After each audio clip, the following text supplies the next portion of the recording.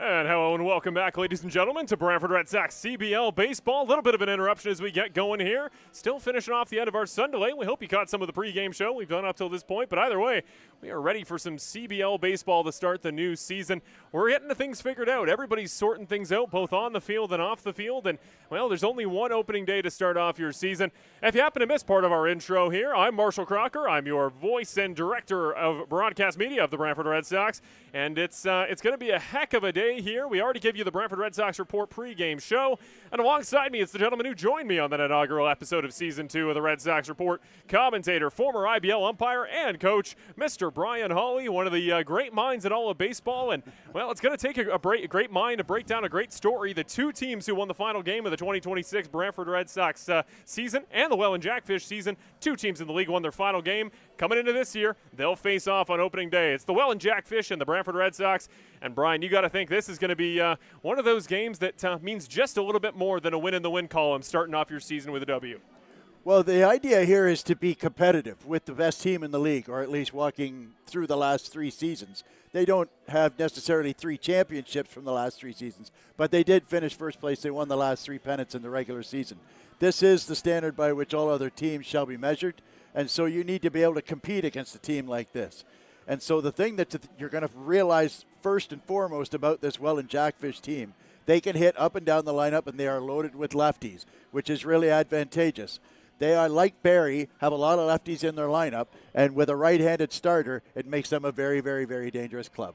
Yeah, not just a right-handed starter for Brantford today in Colby Klepper, the North Dakota State University prospect. He's going to be starting it off this game. He was often a long reliever in the middle innings of last season, so new season, new opportunity for him to really make his name. But you make a great point there. There's your starting pitcher, Colby Klepper. You make a great point, though. The righty arm, it's not just the starter tonight. It's a lot of that Brantford bullpen, and that's going to be one of these matchups to watch this season. Welland's lefty bats against a pretty much all-righty Brantford Red Sox pitching staff. A lot of the best pitchers, or at least most established pitchers for the Red Sox, are righties. Maybe we'll see if some of the off-lefties get a day today. Maybe Ordis Ramos or Cade Kozak will get a chance with their lefty arms. Well, I had a chat with playing pitching coach. Is that a title? Playing the pitching coach is still playing. Playing pitching coach. A little bit of both. Player, a little bit of both. Call him A, coach. call him B.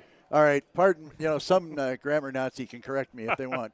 So at the end of the day, I spoke to him before the game, and he is a left-handed pitcher, and I think we may see him tonight. We're also going to see Cade most likely tonight too. Obviously, sometimes the best laid plans of men don't pan out, but I think we will see a couple of lefties there, and I think if manager Terry Smith operates the way I think he will, right at the top of the order, it won't surprise me that we haven't seen DK Arbe play before, but I know he's a left-handed hitter. I know Weisner is a left-handed hitter. And so you're going to see a bunch of lefties at the top of this order. And so those lefties that we're planning on using tonight will come in handy, especially if you use them to face the top of the order. Well, if you got lefties hitting, you got to make sure your first baseman and right fielders are ready. Well, for the second time, let's show you your outfield defense here for the Brantford Red Sox today as we open up the season. We talked a lot in the preseason Brantford Red Sox Report episode about team chemistry. How important is it to establish continuity between positions? There are a couple new faces here in this Brantford defense, Brian, but for the most part, the skeleton is there of last year's team. The big replacements to note, it's going to be Tim Holick coming back from the Frontier League. He was exceptional at third base to start off 2025. He's going to start at first today. And our new face, Nick Iannantone out there in left field. Those are the two major new additions. We're going to see today how their chemistry works itself into the 2025 defense we mostly see around them. Well, there's interesting symmetry there, isn't there, when you see Justin Gideon come back for the Frontier League and slot into the three-hole in their batting order and play out in right field. And then you got Tim Holick come back from the Frontier League and slide into the three-hole in Brantford's batting order and play first base. So I know that we're going to see a lot of both of these players. They're both excellent hitters, obviously, but they're also excellent defensive players as well.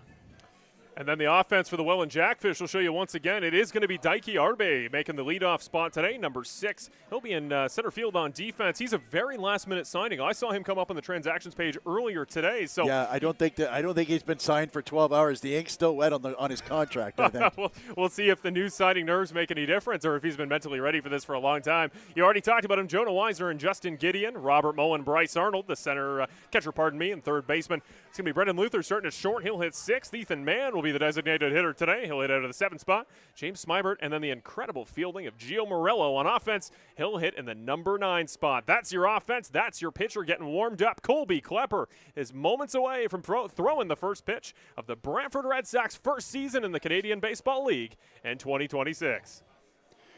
And one thing you'll know about Klepper right away is that he's got a live arm. He kind of throws not quite from 3/4, but he's got an interesting arm slot when he throws. I think it's a 2-seamer that he throws, and he gets a good amount of break on his fastball. Not a lot that he throws is flat. So he's got the good changeup, he's got the good breaking ball, but he's also got a live arm with his fastball as well.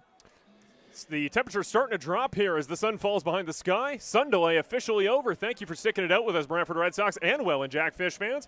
Wherever you may be watching us from, you're ready to start your 2026 CBL season. We're going to do it on a relatively warm night, give and take about 16 degrees here tonight. The sun will go down. It will be a night game and a Friday night ball game going to go into the late hours. It's one of those things that if you were playing a Thursday, a Wednesday, or maybe you're even in the middle of a doubleheader, it'd be tough to play that late into the night. These teams have been getting ready all offseason. I think if there's any night of the year you don't mind going a little late to start your season, it's the first game of the year. Well, I tell you what, there's nothing like opening day in baseball. It's different than any other sport as far as I'm concerned. The anticipation, everybody loves their team on opening day. Everything is sunshine and roses, right? Until we actually get out there and play the game. Somebody's going to have to walk away with a first game win and a first game loss. But at the end of the day, like I said, the important part for Brantford tonight is to get rid of the narrative that they are a last place club. Right.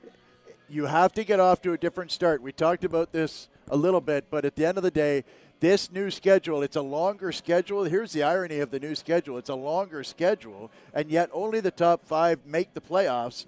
4 teams are not going to make the playoffs. This isn't 3 years ago when everybody made the playoffs. This isn't last year when 8 out of 9 make the playoffs. Only 5 teams make the playoffs. So even though the season is longer, you need to get off to a start. This becomes a sprint right from the get-go. You're going to be playing 2-3 games a week, and you cannot afford, you can't win the pennant in the first 10 games of the season, but you sure can lose it. The tone's been very clear within the Red Sox organization through the offseason. The goal is not get out of last. It is go to the playoffs. And from when the season was initially going to be still 8 playoff teams to now, when, like you say, 4 aren't going to make it, that's still the goal. And it's very clear when you have a young team that's up and coming, trying to take the next steps, trying to grow as a program, it's easy to set the bar too low. It's obviously the well-known fact about the Red Sox, bottom of the league for a couple of years straight. The goal, though, for the program isn't just get out of the bottom. It's get to the next step, which is the playoffs. And I think that's the understanding of a lot of these great talents like Ian Antone, like Francisco Martinez, like Tim Holick. He's been with this program before, and I have a pretty good feeling he didn't get told, we're going to try to be 8th. He got told, we think you're great. Let's go to the playoffs. I spoke to Terry Smith before the game, and he believes he can compete with any team in this league. And this is the way to test that tonight, is to give this team a good go. And like I said, the real challenge for Colby Klepper is these first 3-4 hitters. The first 3 are all lefties, and then Robert Mullen, who is one of the best power hitters in this league. So buckle up, folks, Red Sox fans. Also, you Welland Jackfish fans, we welcome you as well. We know you're quite the herd. A great fan base that the Welland Jackfish have made for themselves, and here we go. The first pitch of the 26th season. Right down the middle, strike number 1. Colby Klepper puts the team on the board to start the year, and the 2,000 in attendance show their appreciation. Taiki Arbe at bat. That ball swung on, well hit foul, way over the head of those kids playing over at the third base line. That'll be 0-2 to start his season. And right away you can see that they're coming at DK hard, and you would probably think that if they're going to spin here, they want to go outside of the zone. The pitch. That ball once again going to be chopped just over the grandstand, just into the path of a kid playing with a token bat. And he's going to go grab that ball for fun. Count stays alive, 0-2. Decided to go hard there, went outside the zone. Nice piece of hitting to foul that pitch off. So a good horizontal movement on the slider and warm-up. We'll see if he uses it as a get-out pitch here. That ball struck out into right field. Black tracking, gets underneath it. The first out of the year, Brody Black. We talked about it. Doesn't always have all the way out to the wall when it comes to range, but he's got a great first twitch instinct, and Brody Black records the first out of the season. Well, Klepper got away with a hanger there, and Arbe hit it hard, but he hit it right at Brody Black. That's a tough play when you hit a line drive right at an outfielder, especially at dusk. Next up, Jonah Weisner. Second baseman wearing number 4, his first at bat of the new season. First pitch moves away from the batter. Doesn't get the call, 1-0. And Jonah was the IBL hits leader last season. He can spray the ball all over the ballpark, and we can see that Ortega's in at third base in case he shortens up. The 1-0.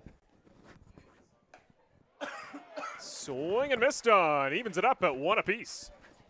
Yeah, he got him to swing out of the zone there. That ball was up above the belt. Putting plenty up high here in the early stages for Klepper. Doing a good job hitting the zone. Maybe change the eye pattern here, get him down low and away. You called it. A little bit of movement in on the batter and away. That's going to be 1-2. Well, he had that fastball right in there. Boy, he is jacked up for this start, isn't he? He sees how many people are here, and he is jacked up. He's throwing the ball as hard as I've seen him throw it. I saw him throw a bullpen the other night, and he seems to be throwing harder tonight. That adrenaline must be going. Stoney playing Alberta's own Colby Klepper. Here's the 1-2. Inside on the batter, gets away from Cassidy Watt, the back catch, but no runners, so no consequences. 2-2. Just a little bit overthrow there and jerked it glove side. So might be an opportunity to backdoor a break and pitch. And for the uninformed, what I mean by backdoor is to come outside the zone and have it break in at the last minute and catch the plate. The 2-2. Wide off the far side, doesn't get the call once again. Full count here for Colby Klepper, and this is one of those moments when you're facing a lefty. He loves that strikeout pitch off the slider. Hard to do so against a lefty batter. Well, against a guy like Weisner, you're just trying to get soft contact here. He's a contact hitter, one of the best in the league. So just make sure that you stay to the corners and make him hit the ball the other way. Tiebreaker pitch. That ball struck. Soft contact, like you said. Jacob Cantor gloves it nicely. Gets it to first. Nice extension by Tim Holick. His first play of the new season at first.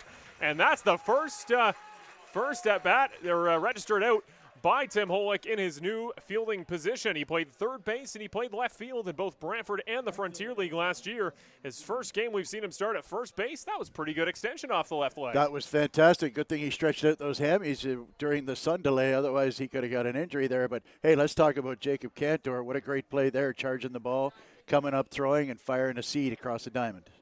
First pitch for Justin Gideon. That one popped out. Center field tracking under it as Palos gets there. First inning in the books for the Brantford Red Sox defense. It's a 1-2-3 inning. Arbe, Weisner, and Gideon all go down. Line out, ground out, and a fly out for Justin Gideon. Oh, that's a nice pitch there. He got it up on him and just a little bit in. You could hear it. You can even hear it when Gideon hits the ball. That had a completely different sound to it than the first two guys. He got the ball in the barrel of the bat, but just got under it a little bit. Nice location, getting it just above the belt, and got him to pop it up, because I'm telling you, folks, Gideon can't just hit one out of here. He can hit one over the batting cage down outside of right field there. He has got tremendous power. Limitless range for Justin Gideon. We'll be back in 90 seconds. We'll come back after a quick break on Brantford Red Sox CBL YouTube's opening day coverage against Welland.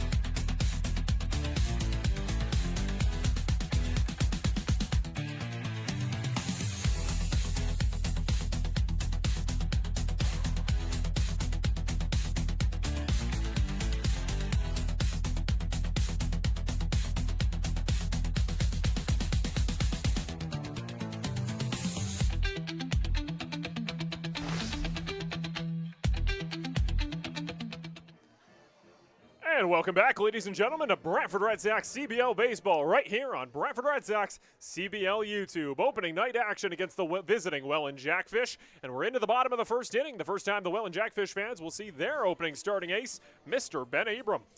Ben Abram is from Georgetown, Ontario. And folks, if you like tall pitchers, we got a treat for you tonight. 6'4" Colby Klepper goes up against 6'8", 225-pound Ben Abram, who is a stud, I'm here to tell you. He doesn't get a lot of strikeouts. He pitches to contact. He was 7-2 last year with a 3.03 ERA, 104 whip, and 104 whip is average in the major leagues. That is microscopic in this league. 10 starts he had last year, 58 strikeouts and 68 in the third innings. You're going to see a fastball, curveball, has a change, doesn't use it a whole lot, but he mixes it up, down, inside, and out, and gets contact early. The first batter he'll face, Brody Black, moments after making a great catch. First pitch right down Main Street, 0-1 to start off the first season of Ben Abram starting in the ace spot. And as you can see, he's got some life to his fastball as well. The thing about a 6'8" pitcher is he releases the ball about 40 feet from you because of the extension. That ball chopped over the head of the pitcher. Fielded by Weisner to first.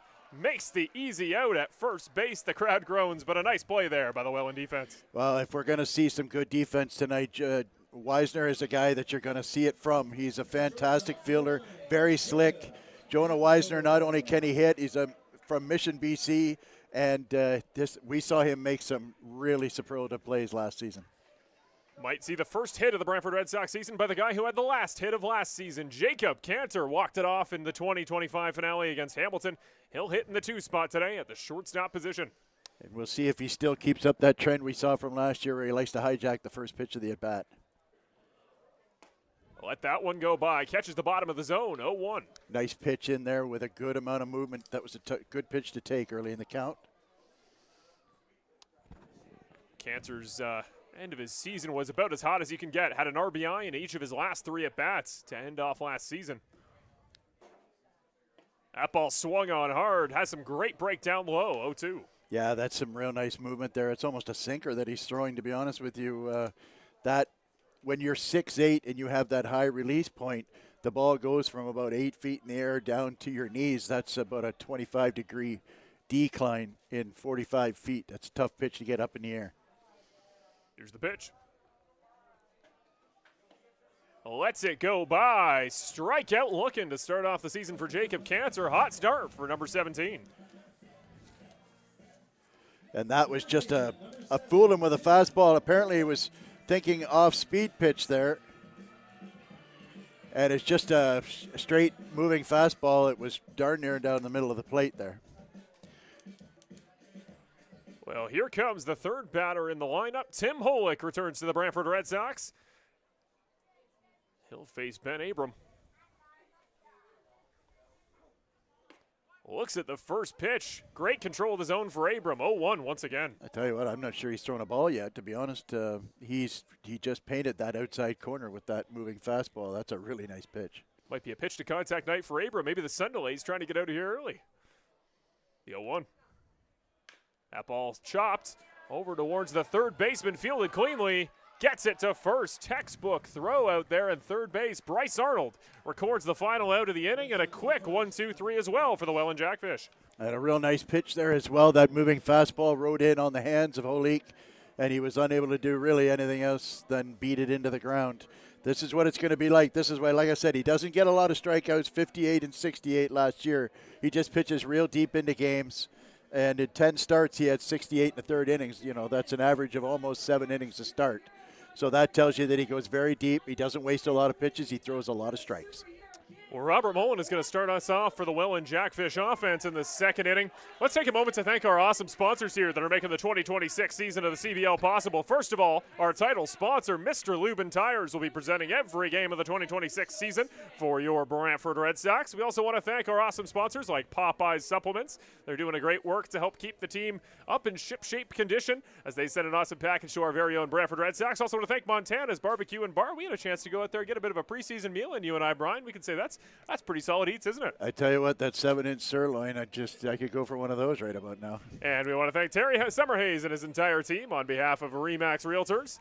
And it's going to be a great year. Our awesome partners are going to see some awesome baseball, and they're going to see a team that has some real offensive firepower. And if the rumors I'm hearing in preseason are true, is going to have a much improved pitching staff from the 2025 season. Well, this is a much improved Brantford team. As the old saying goes, these ain't your daddy's Red Sox. This is a complete team here, and they have every confidence that they're going to be one of the better teams in this league. And there's a lot of talent here, but there's a lot more coming, Jose. Arias is still coming.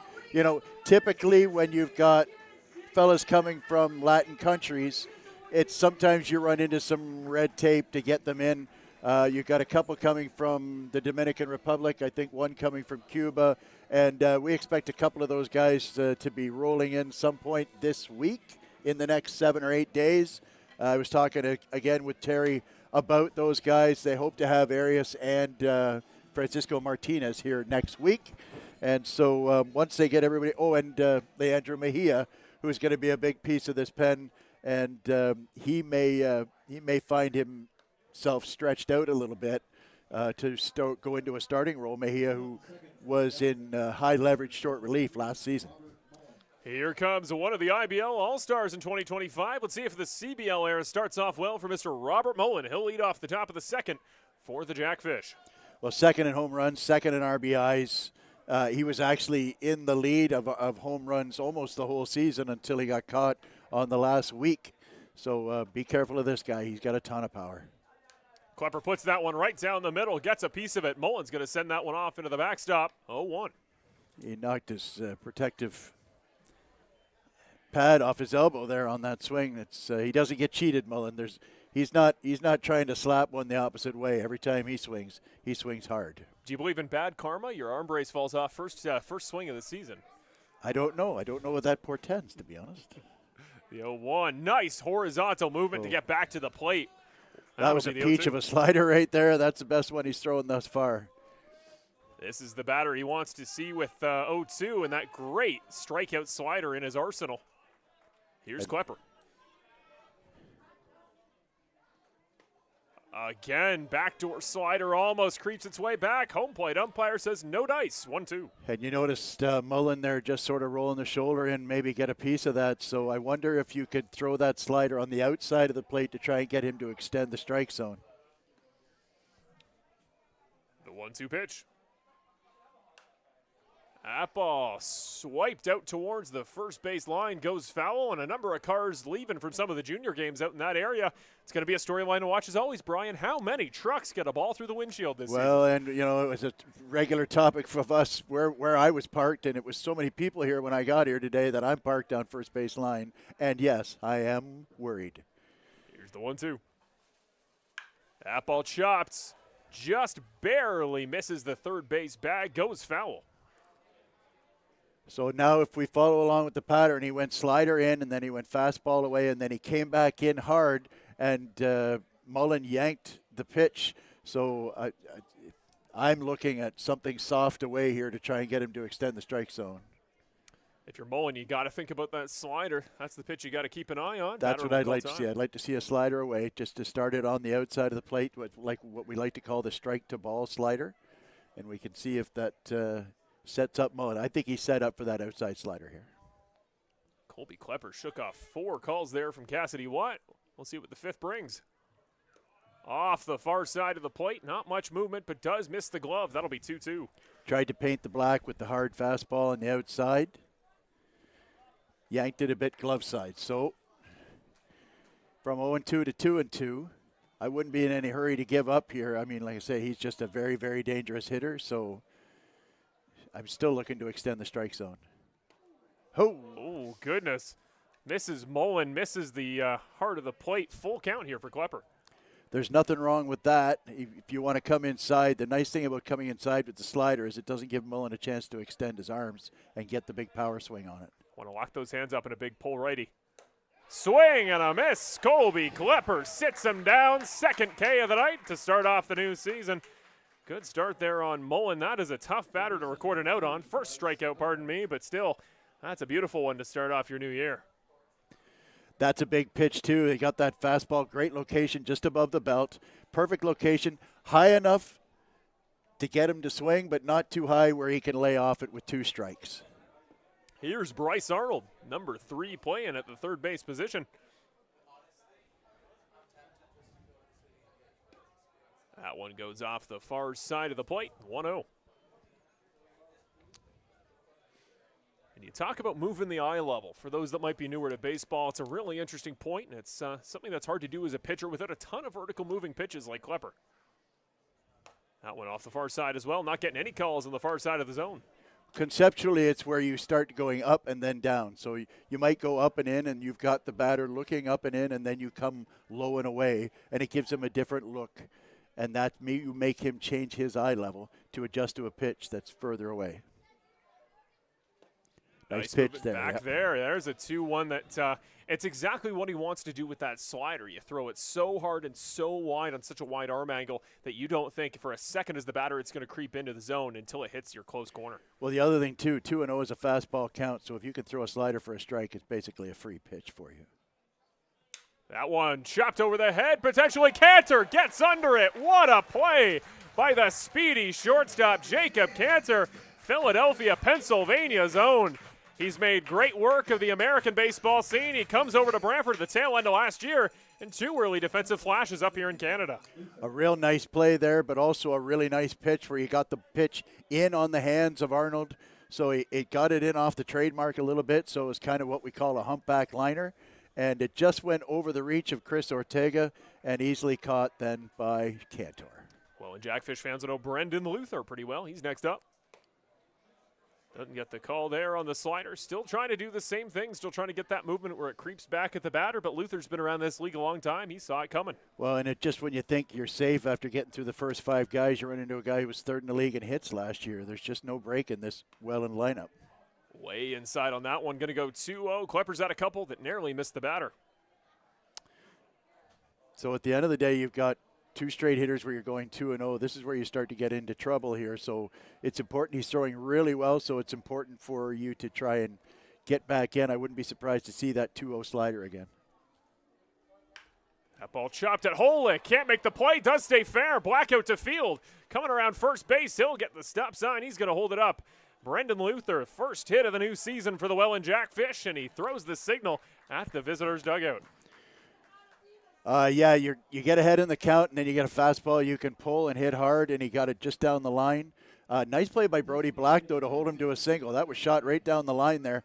Holy didn't have a chance on that one. It took a kind of a big bounce right in front of the bag, went over his glove, and then Black, like I said, showing good hustle, and he's got a really strong arm out there, so you don't think that Luther would have tried second. So at the end of the day, 2-out singles don't hurt you as long as you go and attack the bottom third of this lineup.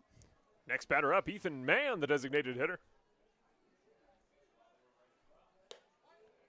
Far and away off the far side of the plate, 1-0. And one thing you need to know about this Welland Jackfish team, they almost every year lead the league in stolen bases. So don't be surprised if at some point with 2 out, runner on first, if Luther takes off.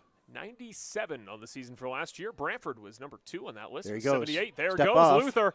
Let's make the play. Gets it there in time, and that will end the inning. He had to try it. Brendan Luther's the first hit of the CBL area, and he's also the first caught stealing.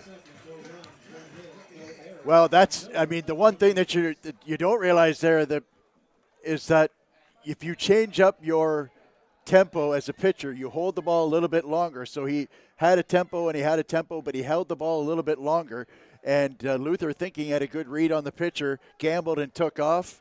And because he held the ball, all he had to do was step off, throw it to second, and an easy out. Routine play. We saw them prepping for that on Tuesday. And, well, as we get ready for the next part of the Brantford Red Sox offense, here's a couple guys I'm very curious to talk about. Nick Antone, his first hit at bat as a Brantford Red Sox could come momentarily. He'll be followed up by Chris Ortega, the Brantford Red Sox, one of 2 IBL All-Stars last season, alongside Mr. Rentacioca on offense and Aiden Armitage out of the pitching staff. And we will see what comes of his new season. Chris started off incredibly hot. It looked like he was going to lead the league in home runs, just as he eventually did RBIs.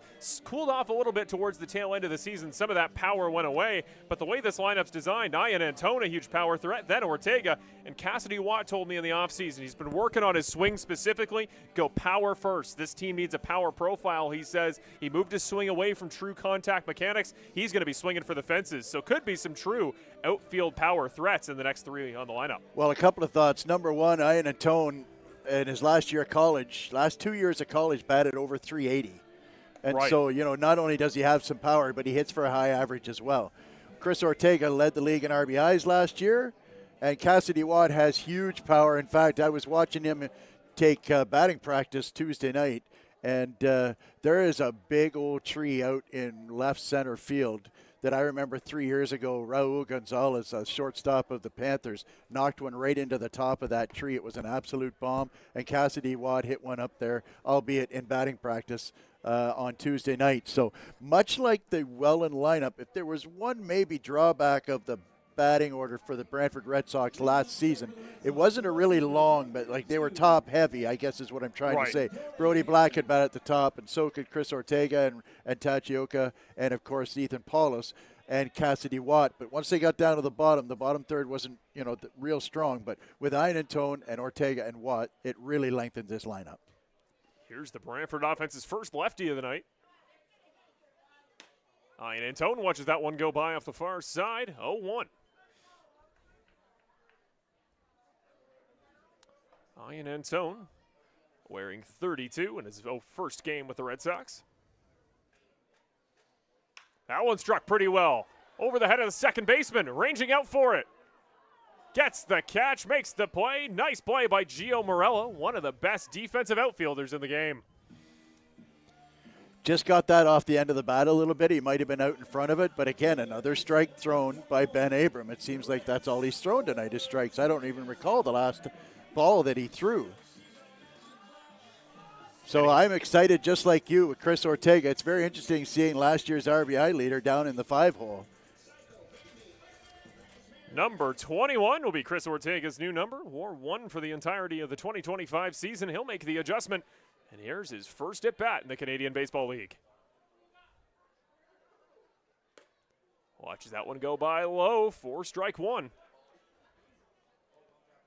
Cassidy Watt now on deck, and Ian Antone got a little bit of bat on the ball, but both such attempts with the bat for Brantford have been unsuccessful. That one chopped over towards the third baseman. Play will be made cleanly. Gets it there in time. Nice throw there by Bryce Arnold to record the second out. And yet another strike thrown and another ball beaten into the dirt by a Brantford hitter. This is what Ben Abram does. He gets the ball high to low and gets you to pound the ball in. It's very difficult to get him up in the air. Well, the countdown begins once again, Brian. You are now the only two-time appearance on the Brantford Red Sox Report. One of the one-time guests, Cassidy Watt, told me in his episode he'd never hit a home run at home in front of me calling a game. He said he'd do so as soon as he could. Maybe tonight's the night. Watches that one go by. Great control of the wide part of the zone for Abram against these righties. Well, I tell you that, he just painted the black on that right at the knees. What a nice pitch that was. It's like he's in the umpire's head. He knows where he wants those pitches. Here's the 0-1. That one a little bit too far. Evens it up. One apiece for Cassidy Watt. And it's almost funny, to be honest with you. He threw the first pitch for a ball probably in 4 batters, and he just walked off the side of the mound disgusted with himself. Abram to Watt, 2 outs. That one too low, 2-1. That's a great take. That was a sinker that came in, that started was a strike and then sank down. So I think what Cassidy is trying to do, force Ben to get the ball up higher so that he can use that new swing of his with a little more power degree. That one struck straight at the shortstop. Nicely made on the play and records the third out of the inning. Nice play there by Luther. Gets that one back to the first baseman, Smybert, and that will end the second inning. Well, I tell you what, he's looking mid-season form right now. That's for sure. I don't know how many he's slated to throw tonight, but he can't have thrown very many pitches thus far. He doesn't seem to go 4 pitches to any single batter. So at the end of the day, you've got Abram that's throwing nothing but strikes, getting soft contact, and it seems like Klepper's barely got time to sit down and rest up after his inning, and Abram's already getting 3 outs. Well, the next 3 up for the Jackfish as they open up their 2026 CBL calendar. And we want to take a moment to thank everybody for watching, both Welland Jackfish and Brantford Red Sox fans alike. We thank you very much for tuning in to the season opener. May 15th, baseball will start the season for a couple of these teams. Kitchener and Toronto kicked off the CBL era last Sunday with their action. We got a couple more games happening on later this weekend. We'll tease them a little bit now while we got some time. Let's start with Brantford. You can see us live right here again, Brantford Red Sox CBL YouTube for our very next game. Sunday afternoon, you'll see me, you'll see Brian once again, as we take on the London Majors for the first of 2 consecutive games. We play them on the 17th, starting at 2 o'clock, and we'll see them again on May 24th. That's a matchup I hope we have Jose Arias for to potentially pitch against his former team. But either way, you talk about Welland, you talk about London. That is a pretty established start to the calendar for those 2 teams that had such a great 2025 season. London's always solid. You know that Roop Chanardad is going to have his team set up for success. Even on the years that he doesn't necessarily have a powerhouse team, they're still always a solid team. They always got lots of pitching. Last year, if they could hit any better, they would have made a lot of noise, I would think. But, at the end of the day, they had trouble scoring runs. They were really good at pitching. They played really good defense, but they just couldn't score too many runs. So we'll see what improvements London has made. This, like I said, this is a real wild card with the league this year because there are so many new faces. You really can't identify. You look at your perennial powers like Welland, like Guelph, who signed a ton of pitching over the offseason, Barrie, who are always strong. And so you just aren't sure who's going to step up and be that team this year that's going to be really, really strong.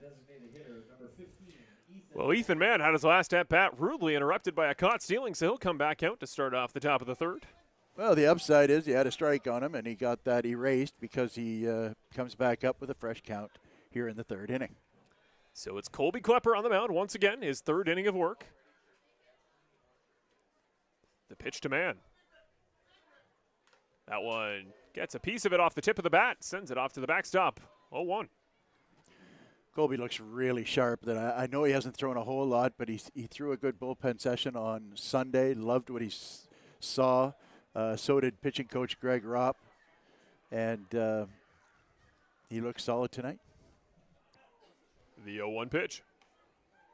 That one creeps its way back to the zone. It's struck out towards Palos. Ranging under it, still going back. Makes a nice snag. First out recorded. Palos gets another one. Well, I talked him up, and then he got away with a hanger there, and man, hit it pretty good.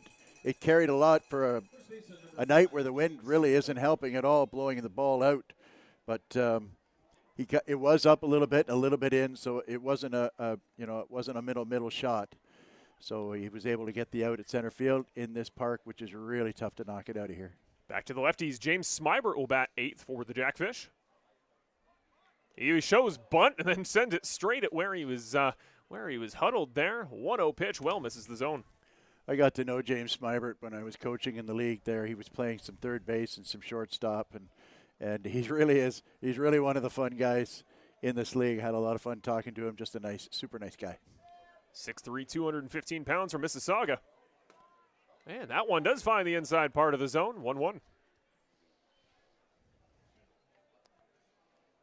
There's certainly plenty of tall bodies in both these lineups today. Klepper dealing with 6'8" Ben Abram. Klepper's about 6'5", and another big body in the batter's box. That one misses off the wide part of the plate. Abram doing a really good job working with the home plate umpire to find the outside part of his zone. Klepper has just missed it a couple times. Yeah, it was just maybe a little bit up too, and it's really good movement on that fastball. The 2-1 pitch, Klepper to Smybert. That one dropped right back at Klepper. The glove gets a piece of it, stops his momentum, but he can't snag it clean. Smybert will be safe, legs it out at first base. Yeah, that came right back through the box, and I think it got a piece of his leg. And we have a fielder down. See if we can get eyes on who is out there in discomfort. that Ortega? It looked like he may have slipped as he threw that ball. The one thing about dusk is that sometimes the infield gets a little bit slick. The owner, Terry Smith, out to check on his currently down player. That is Ortega. Ortega, a big, tall body. It's a long lunge down there to grab that ball on the run. Always a scary potential movement for your lower body. Should be clean, dry turf here. Hasn't rained in the recent hours. As we see the first baseline grandstand. Often, if you come to Arnold Anderson, that is the road team's grandstand. It is today. The Welland Jackfish fans turning out in droves. You can see plenty of green jerseys, shirts, jackets, and everything in between. The Jackfish fans always travel well, and it's your first game off a championship. Why wouldn't you? Well, one thing we always know, you're right, they travel real well, and we know they're active on social media and what have you, and they've got a great following. They're a great fan base. This is disconcerting here, the amount of time that he's down. I would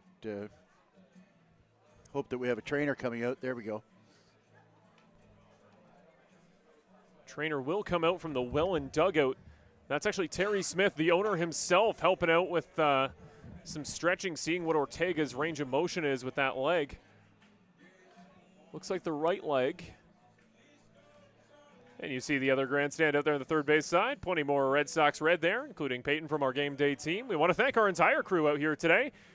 We got Ryan, we got Noah, and we got a new face over from Welland. He did a little bit of camera work in Welland last year. Tonight he helps us out here in Brantford. I want to thank Nathan out there on third base. And there's a couple other previous Welland faces on this team. Don't want to call them turncoats because it's the professional league era, but Anthony Portolato and Halen Knoll in the bullpen. Both a set of righties are jumping over from Welland as well. A couple new faces from the Welland side, and you always know you can bring some good championship pedigree in when you bring players that just came off a championship a season ago. Absolutely. Sorry, I'm just watching the training staff deal with him, and it actually looks like it's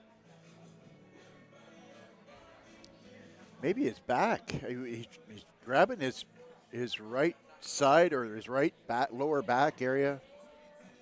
We sure hope he's okay. It's a big piece to the puzzle here. Well, let's take a 60-second break. We'll step away for just a moment while this gets sorted out here at Arnold Anderson Stadium. We hope Chris Ortega is okay as he shows discomfort on his upper right leg. We'll see if he can find his way to his feet. We'll go to break. We'll be right back on Brantford Red Sox CBL YouTube, presented by Mr. Lubin Tires.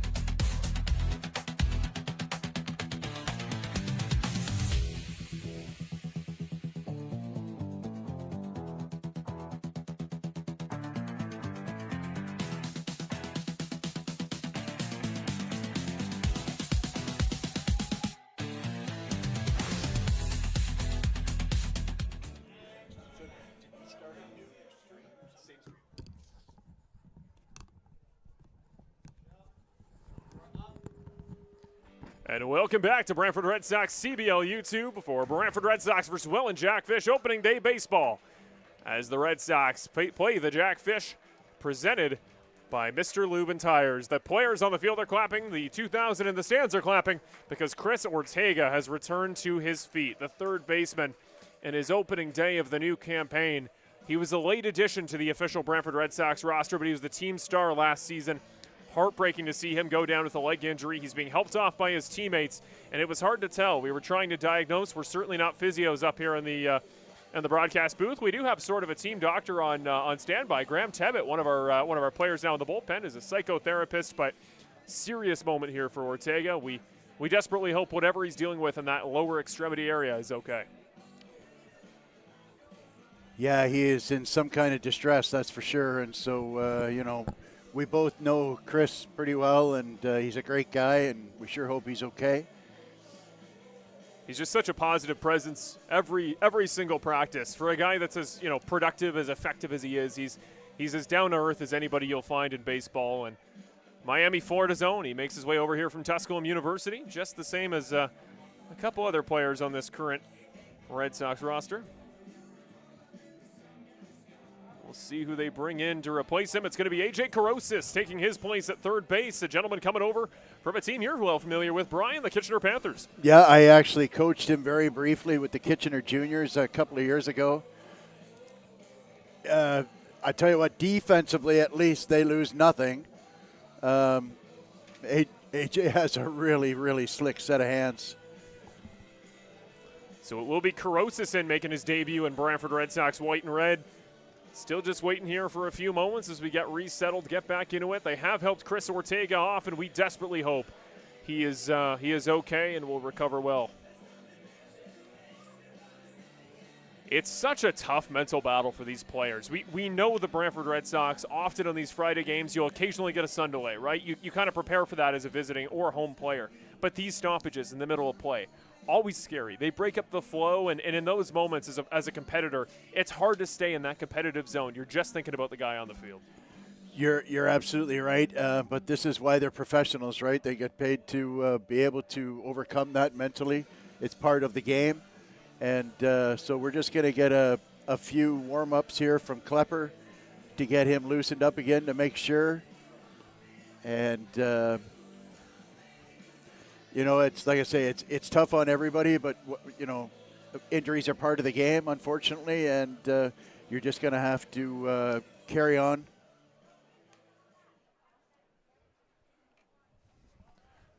So we're back here, still top of the third inning. Colby Klepper will now face Gio Morello. Remember, James Smybert legged out a single on the play that led to the potential injury to Chris Ortega, so bottom of the lineup, here comes number 11. And again, we're down to the 9 hole in the order of the Welland Jackfish, and we got the guy who was 10th in the league in hits. So it wouldn't surprise me. Like Smybert is not right down Main Street, 0-1. Smybert is not what you would consider one of their base stealing threats, but it wouldn't surprise me with one out if Brian Esery put something on here, maybe a hit and run, especially with a cold infielder there at third base. Very low batting stance for Morello. That ball sent at first base. Holick tries to pick off Smybert. No dice. Yeah, it's just, sometimes it just kind of feels like they might put some on here. Remember, Carosis has subbed in defensively at third for the Red Sox. The 1 pitch. That one popped straight up in the air. Into the sight line, it appears, of the left fielder. Getting under it, Ian Antone, stumbling as he makes the catch. Does find it in the dark, though. Nearly a miss there, but Ian Antone brings it down for the second out. Yeah, the wind was blowing a little bit from, as you see on this center field camera, from right to left, but it has died down. I'm looking at the flag out at center field now, and it's not moving. So we're back up to the top of the order with Daiki Arbe. And, again, it wouldn't surprise me at all. The one thing we haven't really seen here is this hit and run. Smybert still on first. Here's Arbe. That one chopped straight out over the heads of the third base grandstand there. Nice tracking job by our awesome cameraman Nathan on first base.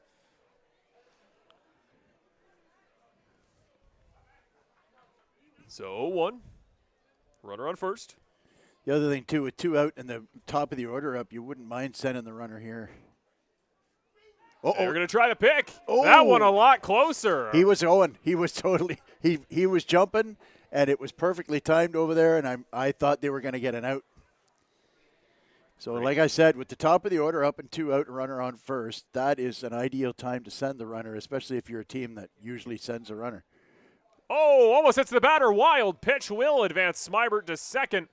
And that's the thing that you saw a lot of in the early stages last year. The pitching staff for Brantford had a lot of wild pitches up the back fence early in the season. They really cleaned it up there late, but When you have a batter like that, you've done such a good job holding it first, convincing to stay there. You never want to give him that free couple feet off a wild pitch. That's true. So now you've got Smybert at second base, and a base hit could potentially score him. You've got good strong arms in Paulus and Black.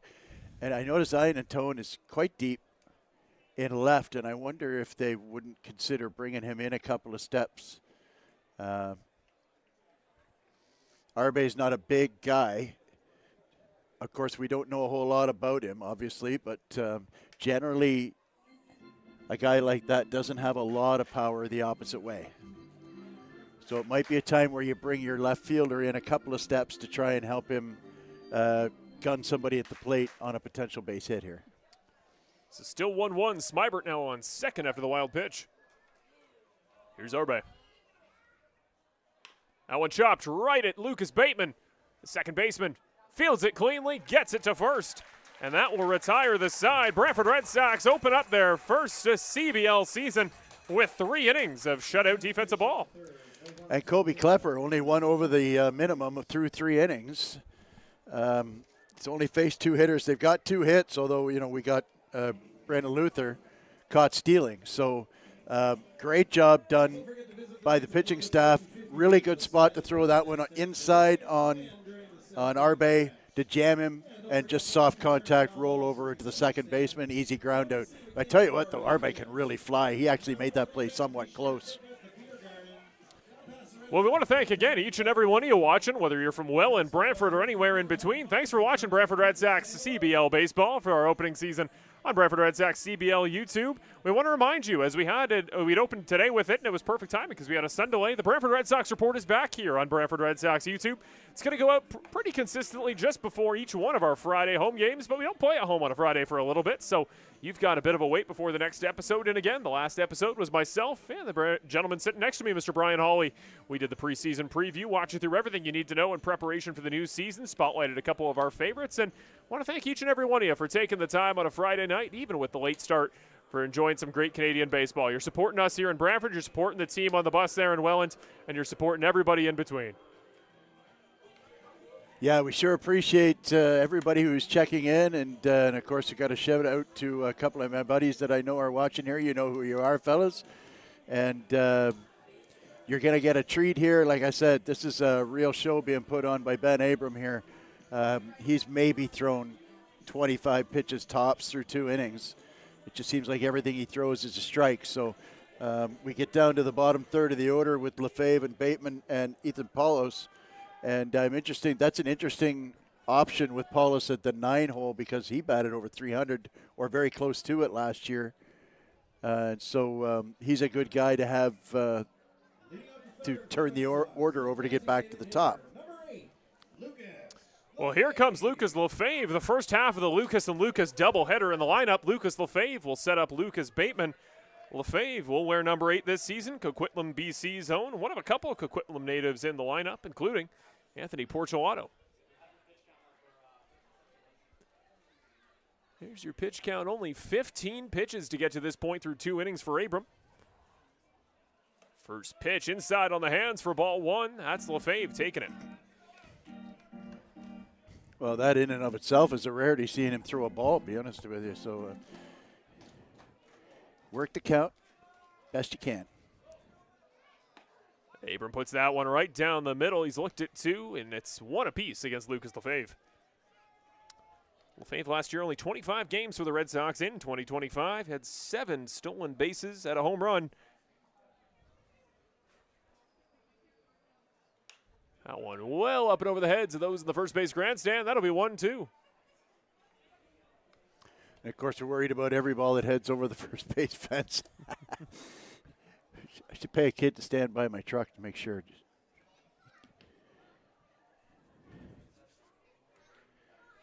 Here's the 1-2. The pitch off the far side. Count stays alive. Lucas Lefebvre, good discipline for 2-2. Yeah, real nice take there. Slider that started on the outside and ended up going outside. He's always had good discipline with the Fort McMurray Giants of the Western Canadian League. Luke Lefebvre, as many walks as strikeouts. That one chopped straight back at the fence, keeps the count alive. Nice pitch there, jam shot.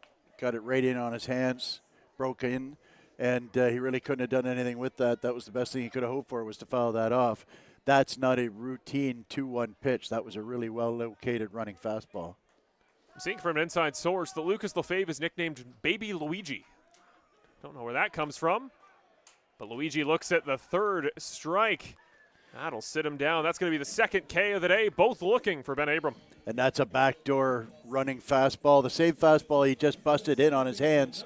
He started off the plate and caught the black on the way by. That was just a fantastic pitch. For those that might be new to baseball, as we see Lucas Bateman get ready for his first AB of the year, generally speaking, often the shorthand, 15 pitches, usually a pretty consistent inning. Abrams already got 20 pitches to record 2 1/3 innings. Yeah, he's going to be out all night there at this rate. Right down the middle, just pounding the zone. Bateman going to wear 33 this season. He's your second baseman. Waterloo, Ontario zone lives a few minutes from me. That one right up over the heads of the infield. Getting under it is the second baseman. Waves him off. Nice play made there by the second baseman. Second out of the inning for Jonah Weisner. And Abram got a little fortunate there. He hung a slider, and you could just see the look on Bateman's face. He had a big smile for Ben Abram as he ran back toward the dugout, knowing full well that he had a pitch there and just missed it. Some guys just have a look about them when they walk back to the dugout where they go, man, I got my pitch and I missed it. Well, here comes Ancaster, Ontario zone. Ethan Pavlovs will hit ninth in the lineup today. Hit .325 last season, a career high. Lets that one go by, ball one. Yeah, nice fastball, just a little above the belt. Paulo Soso has a very good eye, very disciplined hitter, and he will not chase very often. That one is in the low part of the zone, gets in there for strike one. What a piece to one of the few lefty bats in the Brantford lineup.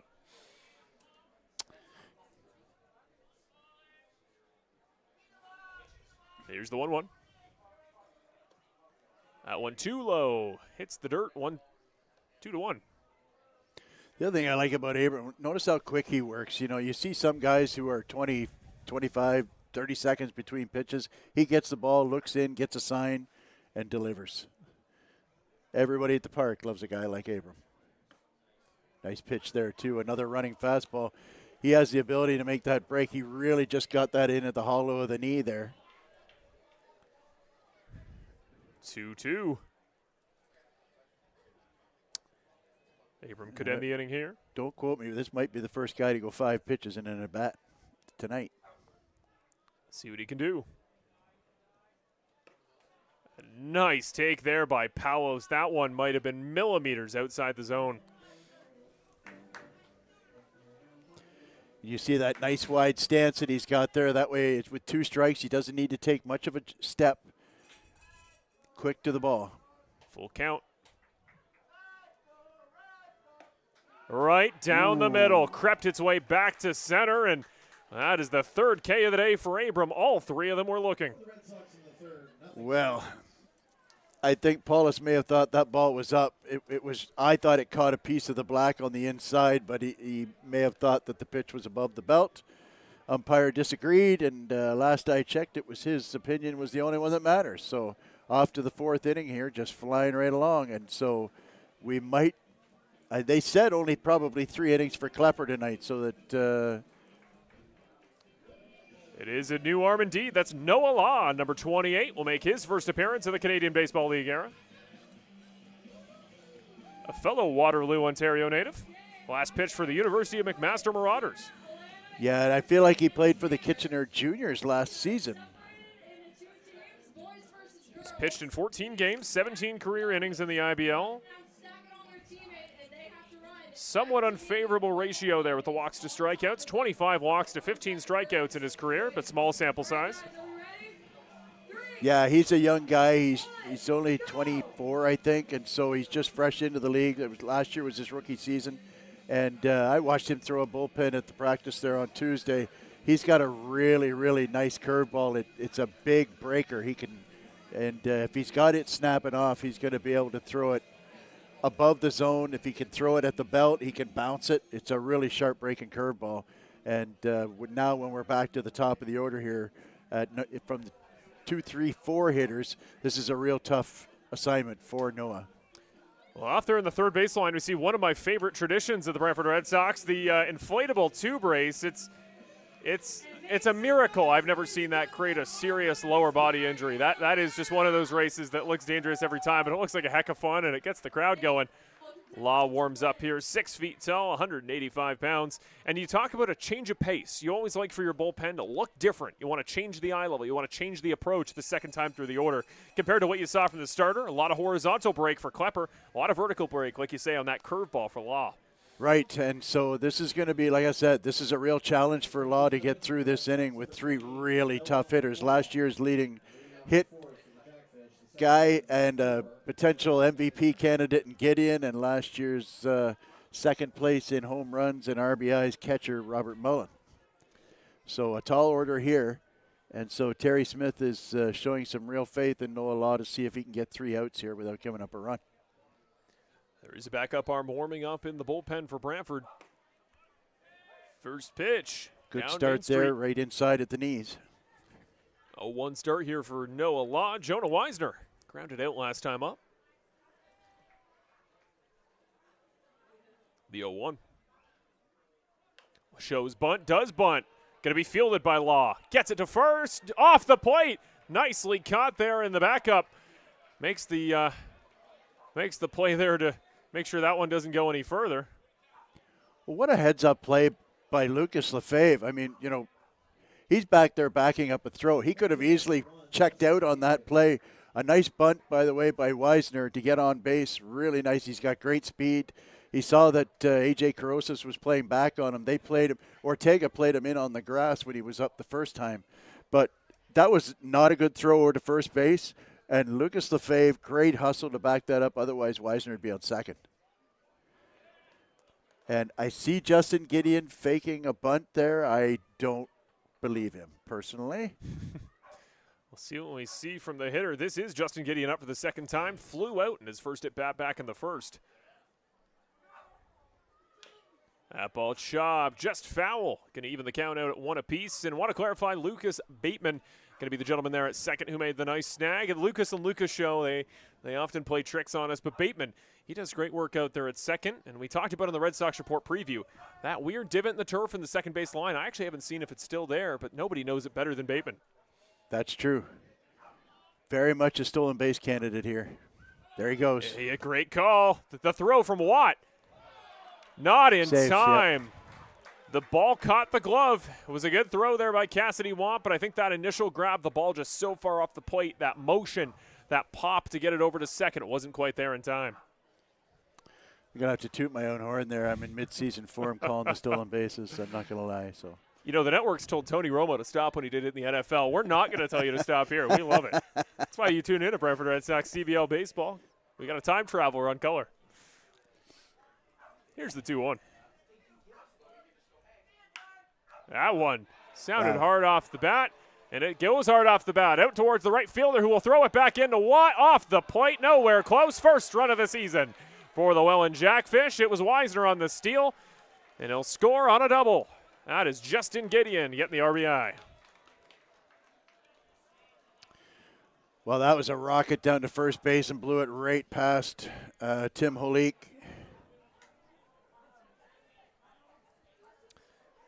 Caught the barrel perfectly, did hit the ground, but launch angle be darned. That was great velo. Gets into the glove of Brody Black, not the first base glove of Tim Holik. So now a runner on second, still no outs in the inning. Struck out swinging last time up, did Mullen. And that one through the legs on Cassidy Watt. Grabs the ball, and it'll advance to third. Justin Gideon all the way around to the third base. This is what you don't want to see in these middle innings. This middle relief spot was the place in 2025 that the Red Sox would just have games get out of hand. Often the offense would wake up, they'd come alive, they'd come back in the late innings, but you're hoping in the new iteration in 2026, that's not a consistent timeline once again. Here's the 1-0. Just barely misses the far corner again. 2-0. Well, like I say, this is a tough assignment for Noah Law. Let's hope that he can get an out here. And if you give up that second run, so be it. Gets that call, 2-1. Yeah, he may have got a call there. It was right on the black if it was. Nice pitch there. Mullen disagreed with the call, but at the end of the day, that's a good 2-0 pitch right on the black on the outside of the plate. 2-1 pitch. That one shot foul. Evens it out 2-2. Big pitch here for Law. Remember Mullen, the gentleman in the batter's area. He had the strikeout back in the second inning. On third, it's Justin Gideon, moments away from his RBI to open up the scoring in this one.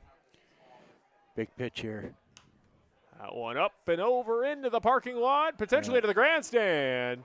Bounces off metal, bounces into the parking lot, and almost a souvenir there in the Welland Jackfish grandstand off a Welland Jackfish bat. Well, I tell you what, that dropped right in between two people, so we're just going to have to get our fans into mid-season form there. There was an easy souvenir for someone. Noah Law facing Robert Mullen, 2-2. That one popped up in That's the gonna air. stay in. Should be playable. Holick under it. Makes the grab. Had to watch for the runner on third. He holds him there. 1 out now in the inning. That's a great pitch. Jammed him there and got him to pop up with nobody out and a runner on third base. I tell you what, 1-0 game. We're in the fourth inning. I would consider bringing the infield in at least the corners to try and cut down Gideon at the plate here. They're going to be tough to score on with Abrams throwing the way he is. No call. That one too high, says the home plate umpire. With nobody out, I don't like doing it, but with one out, I might consider bringing the infield in. It's quite early, but at the end of the day, like I said, Abrams is throwing a gem. You want to make sure you keep them in sight, keep it within one swing, right? One again. They're going to say too high. Had it right horizontally, didn't have it right vertically. 2-0 to Bryce Arnold. Bryce lined out to Jacob Cantor back in the second inning. Yep, they're coming in now. Good pitch there. Really nice pitch. That was a very nice pitch. Had some good break. Caught the low far corner. 2-1. Apparently I'm on a wavelength with the manager, and he decided to move him in as well. So thanks to Terry Smith for making me look good. I could use all the help I can get. Shout out to our first base cameraman Nathan for doing his best to track that one. It's a camera we might need to install permanently, just one facing out towards the first base parking lot. We can do it like a lottery. Bet on the numbers on the license plate of the trucks that get smashed. That one too low. Going to see a full count for the first time today since Noah Law entered the game.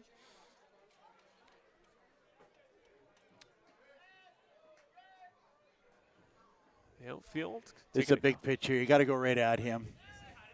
Full count. That one is well hit. Out towards center. Palos tracking under it. What will the throw have under it? It's coming in, not in time. Second run of the day. Sack fly for Bryce Arnold. Scores Justin Gideon. That was plenty deep to get him home. Not much that Palos could do there. Good pitch, though, when you consider you had the first two guys get on. You had a runner on third and nobody out. 2 runs in, but now you've got 2 out and nobody on. And it's important to get that hitter out because you've got a dangerous hitter in Luther up now who's already got a base hit. So 2 runners have now scored in the young season for Welland. Those are Weisner and Gideon. Now at the plate, Brendan Luther, who had the opening hit of the day, then was caught stealing to end the second. That one up and over the heads of the third base grandstand. Pop foul.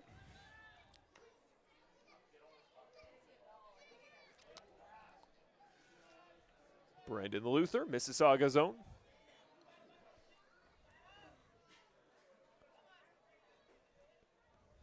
26-year-old lefty. That one doesn't find the glove there of Cassidy Watt. One apiece.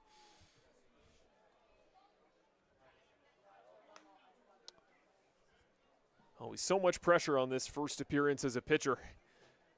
It's been so long since you've thrown against this many fans in attendance, and it is so different. You can only do so many bullpens. Couldn't get the call again on the inside. 2-1.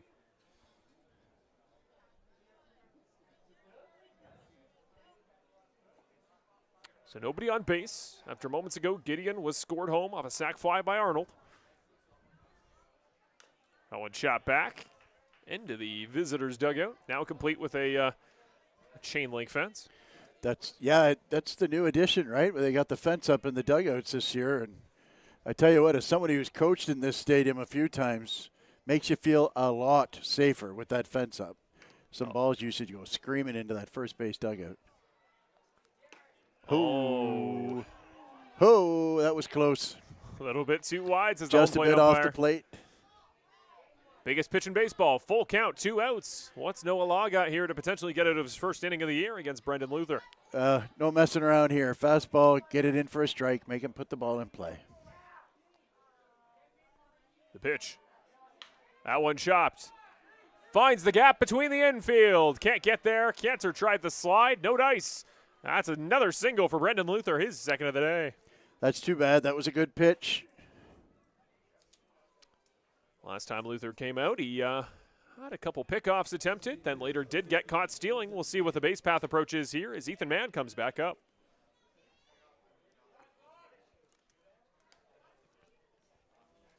He's seen plenty of plate time today, has Ethan Mann. Remember, he was out, took a couple pitches, went behind to the count, and then Luther got caught stealing, came back out, then he flew out to the center fielder. Did get some good power into that ball, though. Probably the furthest hit ball of the day. Yep, probably. Man will hit for the second inning in a row. Too low, ball 1. And even though he got caught last time, wouldn't surprise me at all if Luther takes off here with 2 out. Welland can be relentless running the bases. A couple steps off for Luther. That ball popped up and over our heads. That one's back out towards my car.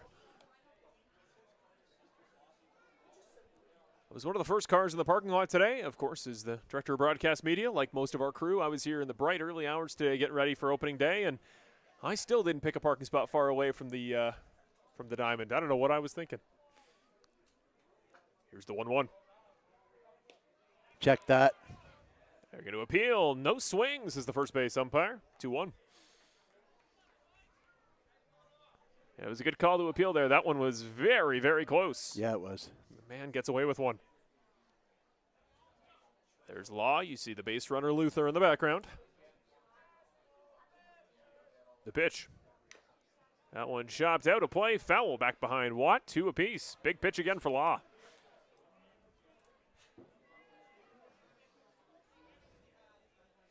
You've got him set up here for a curveball. He's been beating the ball into the dirt a little bit here, so if you can throw a curveball for a strike, I think you'll get him. Man got good power on a pitch high last inning. Runner goes. Oh, almost could have been number 2, but the ball gets away out of the glove of Bateman. Gets it back in. There's a successful steal for Brandon Luther. Evens his count up on the night at 1-2. He got a great jump on the pitcher there. That one, he had 3 steps off before Law even released the ball. So now, again, you've got 2 strikes on this hitter. Got to get out of this inning before they get a 3rd run. Do you put something in the zone, or do you try a strikeout pitch with risk? You have to throw a strike here. 3-2. That one sent into that gap in the infield. Once again, runner comes around.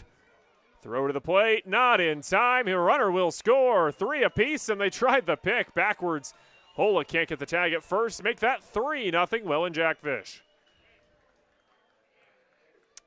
That gap between the shortstop and third baseman, it's caught them twice in this inning, and now a visit on the mound here upcoming for Noah Law. Yeah, he's thrown quite a few pitches here. There's some action in the Brantford bullpen. I can't see who that is. But it kind of, it looked like he was going to get out of it. There he had 2 out and a runner on first, and then the stolen base, and that's how the Jackfish kill you. They get a base hit, they steal second, they get another base hit, and he scores from second. So the one thing that I have noticed is that the outfield for Brantford is playing very deep for the guys near the bottom of the order, And you're almost to the point where you want to maybe take a chance of somebody hitting one over your head to try and be able to cut off that runner. It looked like Einan Tone had a little trouble getting rid of the ball on that play. Took a couple extra steps on his crow hop and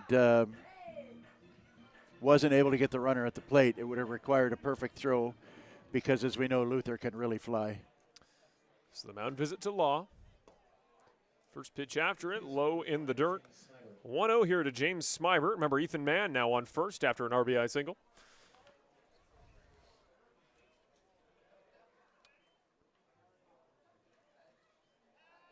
The pitch. Nice pitch there. Very nice pitch. Does find the far part of the plate. 1-1.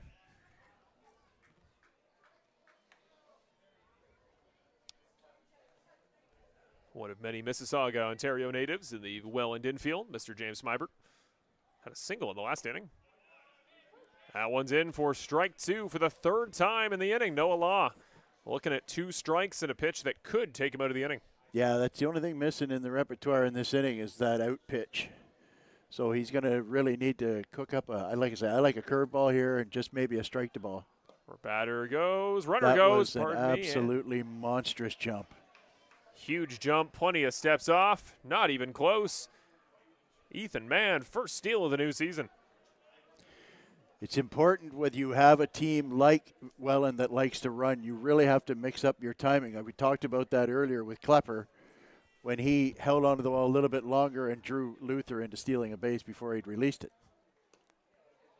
That one gets away from Watt. Mann didn't know what to do. They will hold him at second. Full count for the third time in the fourth.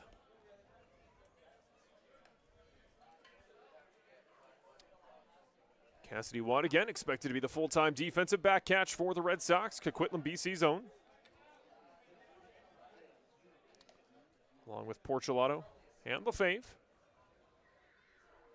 The full count pitch. That one popped up and over our heads. Might come back. That's going to come close to us.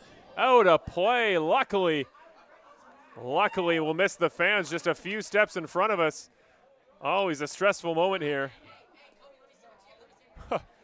A young man with a glove right in front of us. We got guys with gloves in front of us. A little bit more wind, he might have had a chance at that one. I tell you what, I just, it's early season for everybody, I guess.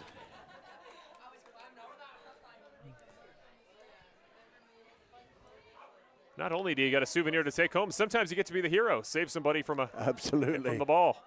Swing and a miss. Finally, Noah Law makes his way out of the top of the fourth. That inning for the Brantford Red Sox, that's one that it could be back-breaking unless the offense can get right back into form in the bottom of the fourth. First strikeout of the day for Noah Law. Second of the day for the Red Sox overall. Klepper struck out Mullen in the second. Yeah, Smybert got fooled by that outside fastball. Good life to it, and he just kind of waved at it, kind of overpowered. So he had no real chance. So a damaging inning for Noah Law. Now the only thing you wonder about is that Ben Abram had to sit for quite some time. He's been in quite a little rhythm over those first 3 innings. So we'll see if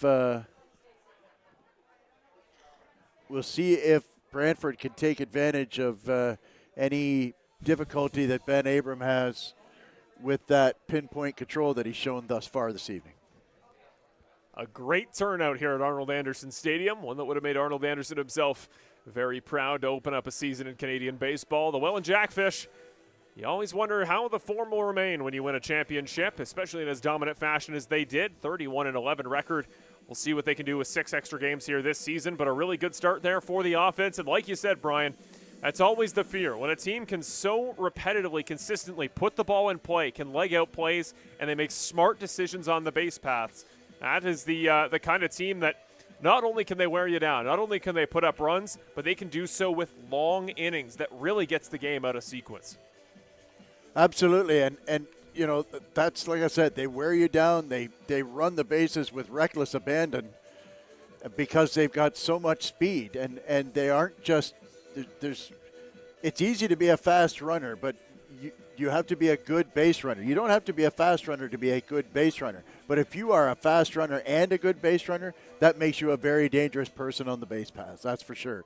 And so at the end of the day, like I said, a typical manufactured Welland Jackfish run where they get a single, they steal second, they get another bleeder through the infield, and boom, they score a run. And that's why they win so many games. They keep their runs against with solid defense and good pitching, and they manufacture runs. They don't need 3 hits. They don't need 3 hits. They don't need a home run. They don't need extra base hits. They're not like Toronto that needs to hit a home run from Puig or Debanning to get a lot of their runs. They can get up and down the order, and just about anybody in this order can steal a base or get a hit to knock a guy in. Will Brody Black start the offensive attack? That's the question. He's up for the second time today. Grounded out to open up the game in the first. Abram still on the mound. That one shot foul.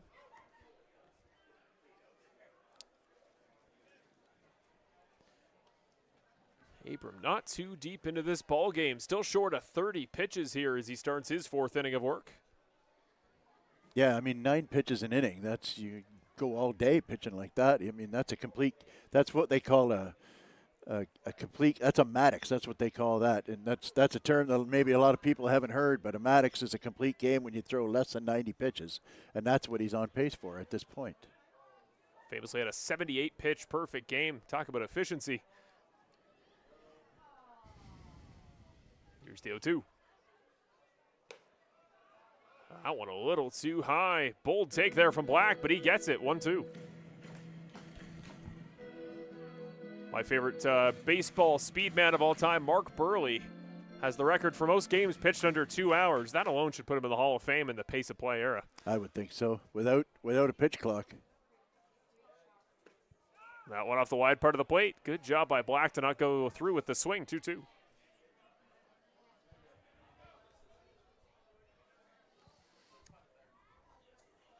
New season of Brantford baseball. With it could come the first run batted in of the new Brantford Red Sox CBL era. Won't be on that one. Oh, he yeah, did go around on that one. Yeah, we could see that from here, although the batters generally would like the home plate umpire to ask for help. That'll go down as the first strikeout swinging there. The prior 3 for Mr. Ben Abram were all looking. That's his 4th of the day. And here comes Jacob Cantor, one of the gentlemen who did strike out looking back in the first. See if he can find that form again. 2025 ended with 3 consecutive RBIs in 3 of his final at-bats, including the walk-off against Hamilton. The pitch. That one chopped. They're going to say fair, and he's going to get to first. Now he's on the board. Jacob Cantor rode the tightrope, rode the line there. It'll get down single for number 9. Had me fooled. I thought that one cleared the wrong side of the bag, but Tim Holick, here you go. Talk about a guy that, well, he knew how to bat a run in there in the early part of the 2025 season. He was a huge threat here. Had an OPS of 1.049. You talk about productivity. He was doing it, went up to Ottawa in the Frontier League. He's come back. We'll see what he can do with the runner on first. The pitch. Well wide there for Abram. Yes, very important to try and get one back here. After giving up 3 in 1 inning, it's very important to try and get one back. The 1-0. Runner thought about going, got a call there from the Welland dugout. Doesn't go, and now it's 2-0 with the ball. Just a bluff there, just to see if see what'll happen if they do run. I'm not sure I see that with Holick up, but who knows? Oh, diabolical movement. Looked like it was going away. Then it came back. Strike 1. Yeah, Abram's a tough customer, man. So Cantor on first. 2-1 count to Holick.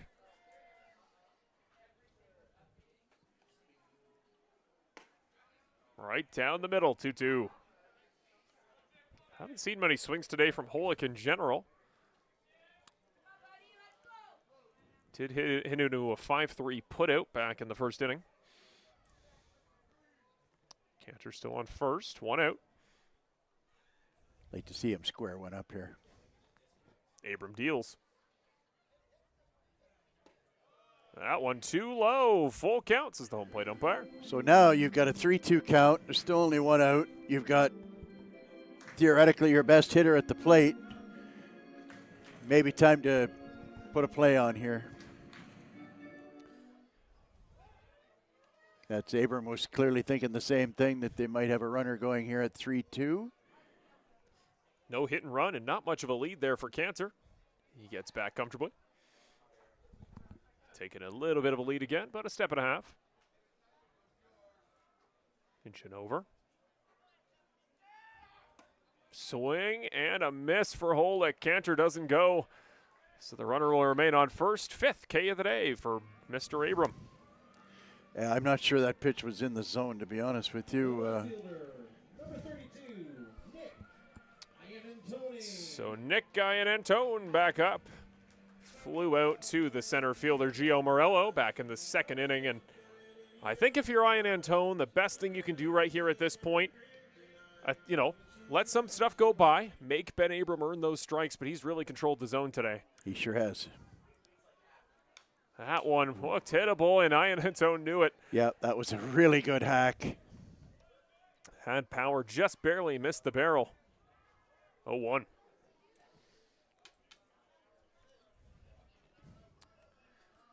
Plainfield, Illinois zone. The 0-1. Welland sets up wide. And the pitch goes too wide. That's a 1-1. There's a good example of what I was talking about in the top half of this inning, where you notice Ben Abram held onto the ball a little longer than normal there, knowing that Cantor has bluffed twice and is a stolen base candidate. Guyan-Antone gets a piece of that one, sends it back at the fence once again. Now 1-2, and Guyan-Antone comes from some pedigree. He's only 25 years of age just recently, and he was the number 18 outfielder in all of Illinois.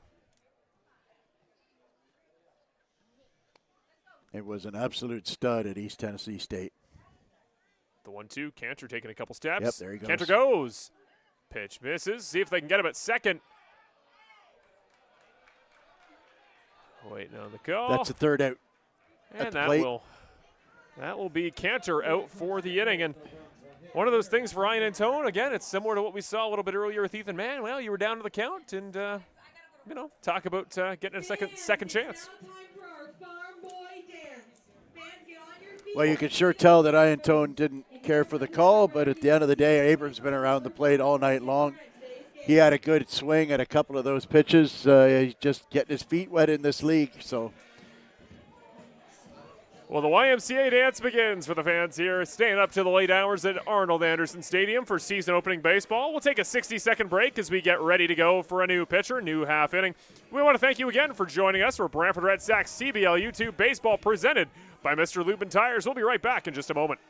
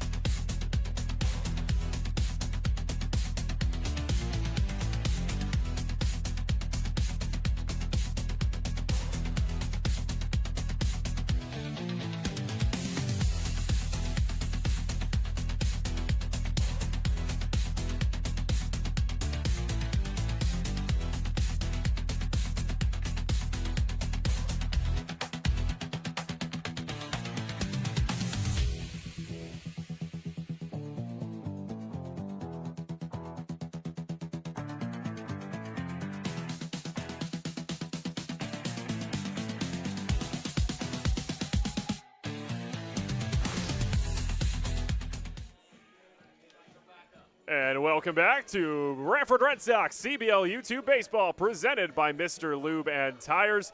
A new arm of the ball game. Mr. Cade Kozak will enter. A lefty, the first one we've seen this season in the Red Sox bullpen. Yeah, and a lefty, and well-timed too as the bottom of the order comes up. Morello And you're going to see 1, 2, 3, 4 consecutive lefties here. So a great time to bring one of those lefties in. As we referred to earlier in the game, the 2 lefties that the Brantford Red Sox have, that we thought they were likely to use them with the top of the order coming up. And I have also seen him throw a bullpen, although I haven't seen him throw a game. He's got a really, really nice changeup. Got some good depth to it. He's got a cutter that'll ride in on the righty, and he can throw the changeup to the lefties as well because it gets depth. The difference there is that, he's got a really interesting grip on that where he can get depth, and he just uses the ring finger to let it tumble as opposed to just getting that sideways motion, and you'll be able to tell it from the cutter as well. He's got like a natural cutter motion. His fastball almost comes off on the side, which gives it some natural cut motion. So he doesn't really throw anything that's a straight pitch here. So I've been very interested to see him live in a game, and this is a pretty good situation for him to come into, albeit with some tough hitters, but lefty on lefty for 4 straight. We'll see how he does. Gio Morello up for the second time today. He flew out to left field back in the 3rd inning. First pitch from Cade Kozak. Well wide off the plate, trying to test that far side, 1-0. Yeah, that's that cutter motion that I was talking about. Kozak, one of 3 former Kitchener Panthers on this Red Sox roster. De La Cruz and Carosis, the other 2. That one right down Main Street. Morello swings over it, 1-1. Good movement to that pitch there. It was a little strike to ball. Fooled a good hitter in Morello. Kozak actually pitched in the 2025 playoffs for Kitchener. 1 inning, gave up 1 hit, didn't allow any runs though, and had a strikeout.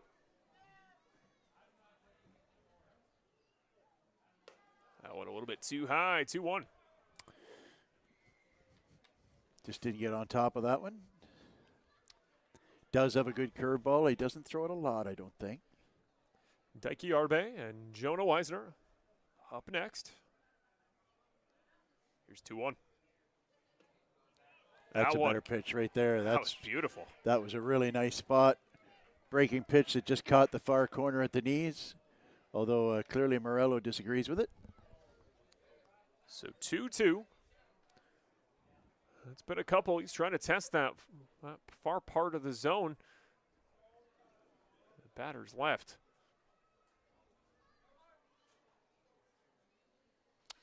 Kozak to Watt, the battery. See a change up here. That one shot fell. Right at our cameraman Ryan there on 3rd base.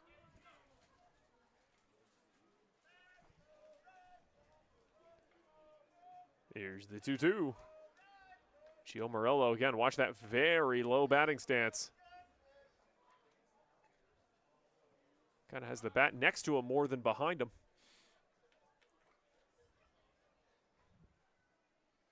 The pitch. That one popped up. Should be playable. Watt throws the mask. Waved off. 3rd baseman makes the play. That's A.J. Carosis, who subbed into this game for the injured Chris Ortega. Really nice pitch there. Off-speed pitch. Got Morello hitting it off his front foot. It just kept breaking away from him, and all he could do was just wave at it, and he popped it up for an easy play for Carosis. Very nice. First defensive play today for A.J. Carosis since he subbed into the ball game. We'll see him next time we're up on offense. Daiki Arbe up for the 3rd time today. He's 0 for 2, lined out, then a ground out in the 3rd inning.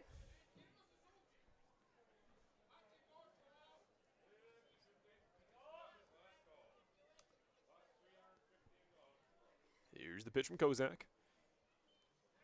Shows bunt, doesn't bunt, goes by, strike 1.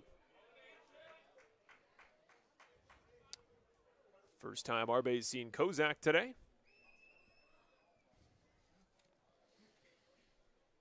Like I say, he's in an ideal spot here. Kozak being lefty on lefty for 4 straight hitters. And the way he handled Morello, if he keeps locating like he has been, he should have some success here. That one chopped straight at hole, like diving grab. Who does he get it to? Gets it there in time. He goes to the pitcher. Cade Kozak records the out himself. Nice defensive play, just like you draw it up in practice. Well, that was beautiful all the way around. That was a great play by Holik and the diving stab, and great wheels. I mean, a lot of pitchers, if you hesitate for even a second, did you see how fast that bugger runs, man? Holy cow. Arbe, he could fly. And so if you hesitate for even a second to get over, and, it's interesting that we were there Tuesday watching practice, and what were they working on? PFPs, pitcher fielding position.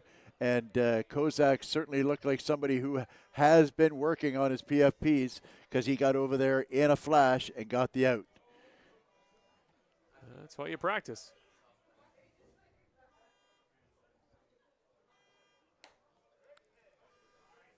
The pitch. First one there for Kozak in the new at-bat.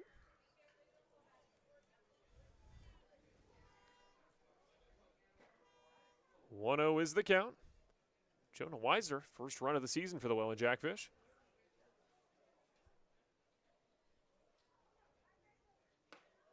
Right down the center lane, 1-1. Good spot there, too. Like what I'm seeing from Kozak so far. Good control of that wide part of the zone. Not a ton of horizontal movement, but great control. Well, that's two things. Number one, great location and a good change of pace as well. He just doesn't seem to throw the same pitch twice and is really getting the guys hitting off their front foot. The 1-1. That ball lasered over. Left the postal code in less than 2 seconds flat. That one had crazy exit velo on it.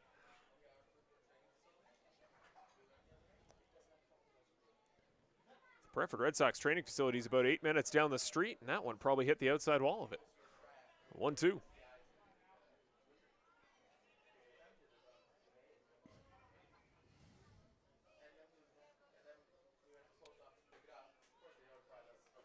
Big pitch here. Kozak against Weisner. Justin Gideon on deck. That one also going to be chopped foul. Heads up. Another good off-speed pitch there. He really got the guys messing around with the timing. And it'd be a really good idea to get Weisner and not have to face Gideon with a runner on base and risk this lead getting any bigger. If you're a Brantford Red Sox fan.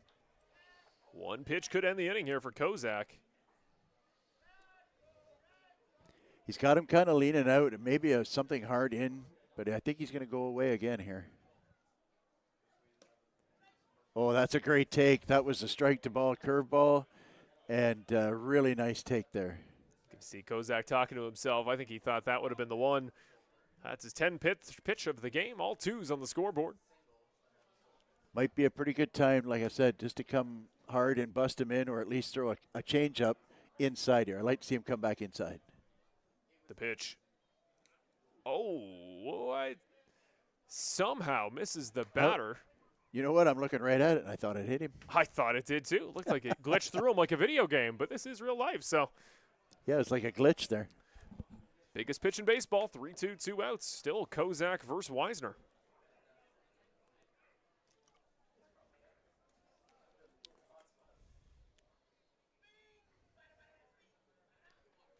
This will be the 12th pitch. Going to take a quick moment here. Weisner is going to fix his batting gloves, reset. You still can't give in here. This is still a guy who is a fantastic hitter who led the league in hits, so you still need to make a good pitch here without worrying about Gideon just yet. Does he put some in the zone? Find out. Nice pitch. Yes, he does. Nice. Catches the far side. Cade Kozak, welcome to Brantford. A solid inning of no-run baseball, not even a runner after the fourth inning started to get away. Cade Kozak making a good appearance, and he came up clutch in his final inning of last season in the playoffs. He does well to start off the 2026 as well. Cade Kozak is tough on lefties, man. Getting word now that the Barnstormers over there in Chatham up 13-0 on the Guelph Royals. So if you're a Welland Jackfish fan, you like how this game's shaping up, and you play Guelph in your building tomorrow. That is a bit of a surprise to me, considering the amount of pitching that Guelph has. You've talked about how much you like a lot of those new additions over there in Guelph, and a lot of them you're actually quite familiar with as a former member of the league, former coach. Absolutely. Well, not only that, they picked up a couple of guys from Toronto, and they got Jacob Cush back, and they've got a ton of pitching. They can still hit the ball. There's a couple of new names in Guelph.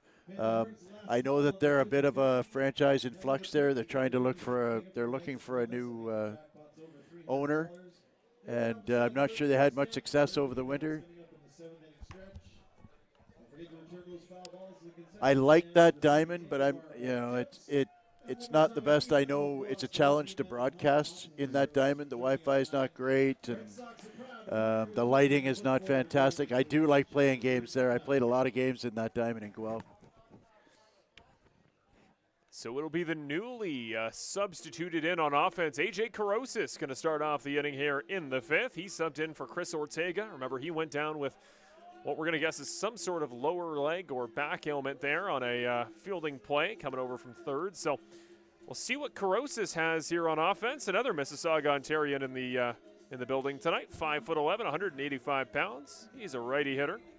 Remember, he came over from Kitchener, just the same as Kate Kozak.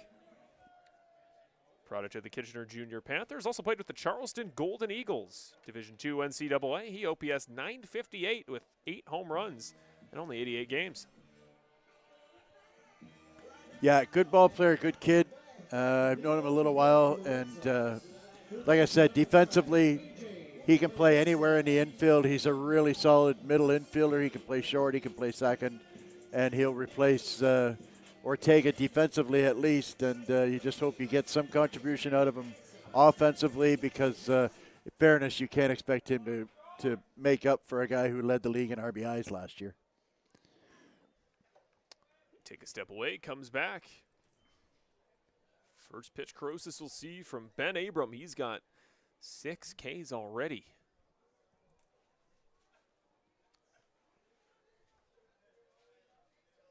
Swung and missed on. Carosis swings over it. 0-1.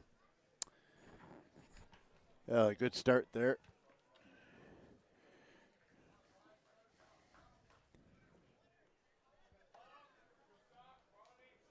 Here's the 0-1. Abram, his 43rd pitch of the night.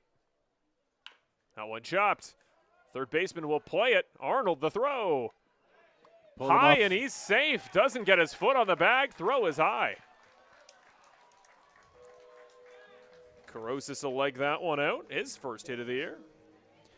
That's a good pitch there. He got him to get soft contact. It was a tough play for the third baseman, Arnold. He fielded it cleanly, came up firing, but just threw it a little bit high to Smybert. Good hustle by Carosis to run it out while Smybert was in the air. Here's Cassidy Watt, the back catch. Second time up today. Grounded out in the second.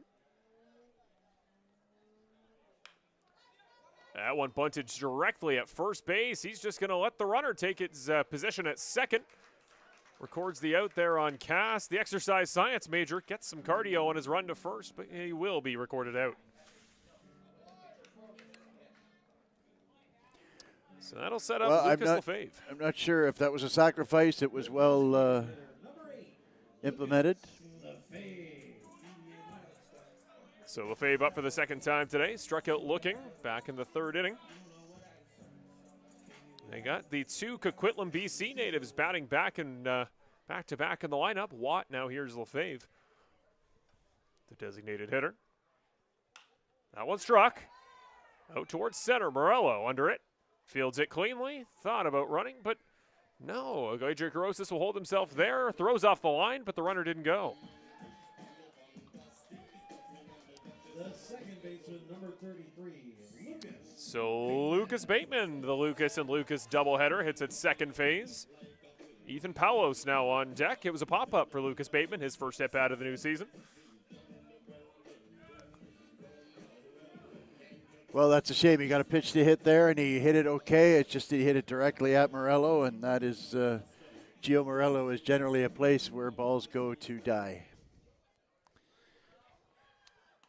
Need a clutch 2-out base hit here. That one wide for Abram. Ball 1. That's the one pitch that maybe Abrams has struggled with somewhat, is that slider. He tends to pull it glove side a little more often. The fastball he's been really, really solid with.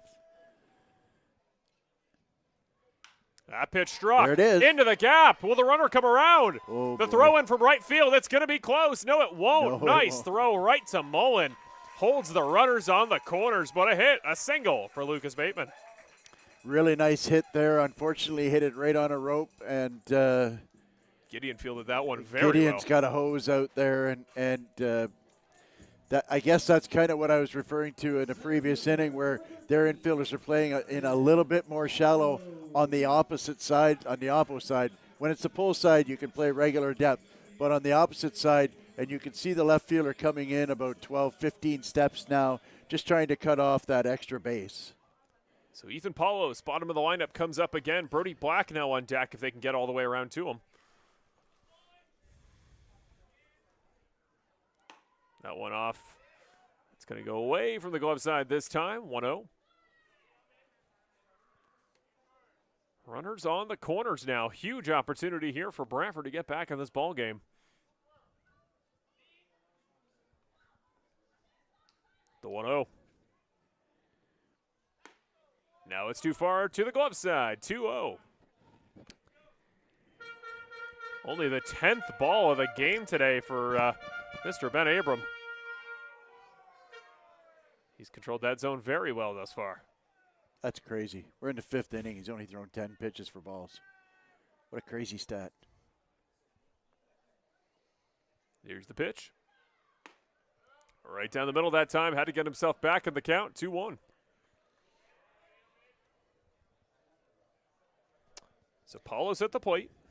You got to think fastball here. You got to sit fastball, and if he drops in that slider, he's had a little bit of trouble pulling that slider glove side. So you sit dead red and you try and drive something through the infield. That one Just struck. like that. Oh. Just barely foul. They'll send the runners back. Heartbreak for Corosas, who was almost the first run batted in the new Brantford Red Sox season. That likely would have scored 2 if it got to the wall. Paulo's playing his 5th CBL season, 67 career hits, 68. Could become the first RBI of the new year.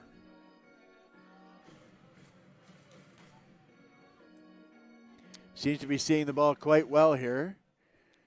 So you wonder the way he hit that, if he's going to maybe try and go slider here. I don't know how he feels about his slider right now. Abram kicks and deals. That one struck. Into the gap between center and left, but not very deep. It is gloved by Morello to retire the side. Very close there to the Brantford Red Sox getting on the board, and A.J. Corosas very nearly became the first runner to go around. When you talk about a first game that you don't come in on an offensive sub, you come in on an emergency defensive sub. Pretty good first at bat for Corosas. Yeah, not bad, like I say, and showed great hustle beating that out. If he'd have took his time getting down to first base, he would have been thrown out when Smybert came back down from the overthrow. So when you hustle, good things happen, and you put pressure on the defense. And then a good base hit there. Like I said, I just Well, we're into the final third of the ball game here. PA's 60 over there. seconds away. We'll come right back here after a quick commercial break.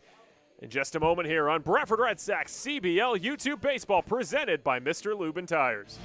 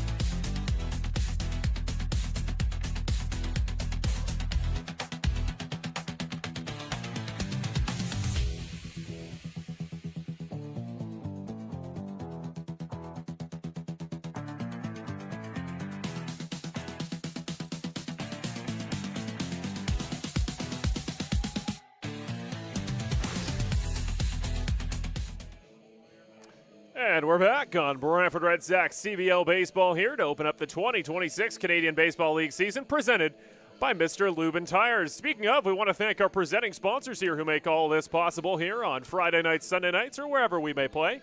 Also want to thank Montana's Barbecue and Bar for their support here of the Brantford Red Sox 2026 season, as well as Popeye's Supplements. They're fueling the team. They're getting them in perfect prime condition with their awesome packages provided to the players. Popeye's Supplements, your go-to place for all things workout products. And then finally, Terry Summerhays, RE/MAX Realtor. We thank him and his entire team on behalf of RE/MAX for sponsoring the Red Sox in 2026. And we're back. A new inning as we start off the top of the 6th here. Getting ready for another inning of well, hopefully exceptional pitching, because Cade Kozak looked very strong there in that 5th inning. He certainly had a fantastic inning. You're right, and he's got one more lefty here in Justin Gideon, and then comes the righties, Robert Mullen. So that's a matchup that I'm really looking forward to seeing. We know he can get lefties out. Is he going to be able to get a solid righty like Robert Mullen out as well?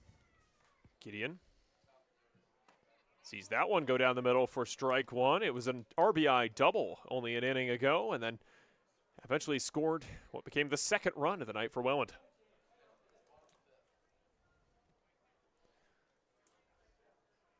Second pitch at the top of the 6th inning here in Brantford. The pitch. That one well too far off the plate, 1-1. Well, he's got him leaning in. He's got an opportunity here. He can come back inside, something off speed, and just get him to be honest with you, sometimes you look, a foul ball is as good as anything. And so if you come back inside on him with something soft, he will yank it, and you get him to a 1-2 count. 1-1 count. Here's Kozak. Good movement, not enough for his vertical break to get down to the zone. 2-1. 7 strikes, 7 balls, the ledger so far for Kozak, but had a speedy, effective 5th inning. 2-1 to Gideon. That one off the far side again. 3-1. He's a nibbler, isn't he? He's he just stays to the corners because he's not overpowering. He's got those 2 pitches specifically, the cutter and the changeup that look completely different from each other. So he's got a nice variety of pitches. He does throw the fastball, it runs in, and he's got the cutter. That one too low. That'll be the first walk for either side today, and it's Justin Gideon taking his place at first. Yeah, that's unfortunate because now, like I say, you got a couple of righties coming up here, including the supremely dangerous Mullen. The upside here is that if you can throw a good changeup with that tumbling action, Mullen is one of the few good double play candidates in this lineup. So now would be a really good time to get him to roll over on a changeup and see if you can turn 2. Wouldn't end the inning, but it would swing the momentum back Brantford's way. Here's the pitch. Oh, catches him up high, right on the left shoulder of Mullen. He'll take the free pass over to first. That'll advance Gideon up to second. Still no outs. Yeah, unfortunately, he yanked that cutter, and that does not look like it felt very good. Hope Mullen's okay. He'll pass his stuff off to the Welland bat boy, and he'll head off. Now you've got a little bit of a situation here. First and second, nobody out.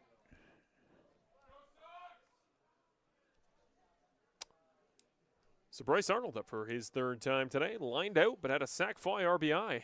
Scored the 3rd run of the day there for the Welland Jackfish.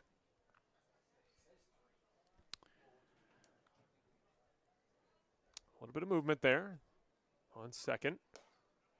That one right down the middle. Gideon does stay there at second base. Oleg's in on the grass just in case they bunt, which means they've got a situation where they're expecting maybe a bunt here with first and second, but he took that first pitch. I would probably back up. I don't see him bunting here. That one didn't curl back far enough. Tried a bit of a sliding motion. 1-1. Yeah, you got to think of the potential bunt. Mullen, not the fastest foot speed here of the well, it's just they're up 3 runs, and I don't know, maybe let him swing away here when you're up 3. Mullen way off first. That one in the dirt. Well blocked there, though, by Watt. 2-1. Well, you do make a good point. This wouldn't be a terrible time to do a back pick at first base. Mullen is taking a giant secondary lead. And if Watt and Holik have any kind of communication system with each other to tip off a back pick, now would be the time to do it. Another big lead off for Mullen. That is huge lead. Strike two, evens it up at 2 apiece. Could be another big pitch here for Kozak. That's almost an automatic out if they can do a back pick at first. Mullen's closer to second base than Holik's playing on defense. Here's the 2-2 to Bryce Arnold. Runner goes from second, gets away from Watt. Timing. They'll get it back in time to avoid the run coming home, but that will advance both runners on a 2-2 count. And that's another situation of timing up a guy where he's not changing his tempo from pitch to pitch, and they just got a walking lead and took right off there. And again, this is something that you have to 100% focus on when you're playing the Jackfish. They don't just steal more bases than everybody else. They steal way more bases than everybody else. And you really, really have to focus. You have to be laser focused on your ability to keep them close to the base. The pitch. Good pitch there. Really nice. Strike three called. So Kozak gets himself on the board with his second K of the day. Needed that one in a big spot there with runners on second and third. So Brendan Luther next up. Yeah, the Welland Jackfish are they're a little like getting cockroaches in your kitchen. You know, it's fine to let in one, but once there's one, there's 50.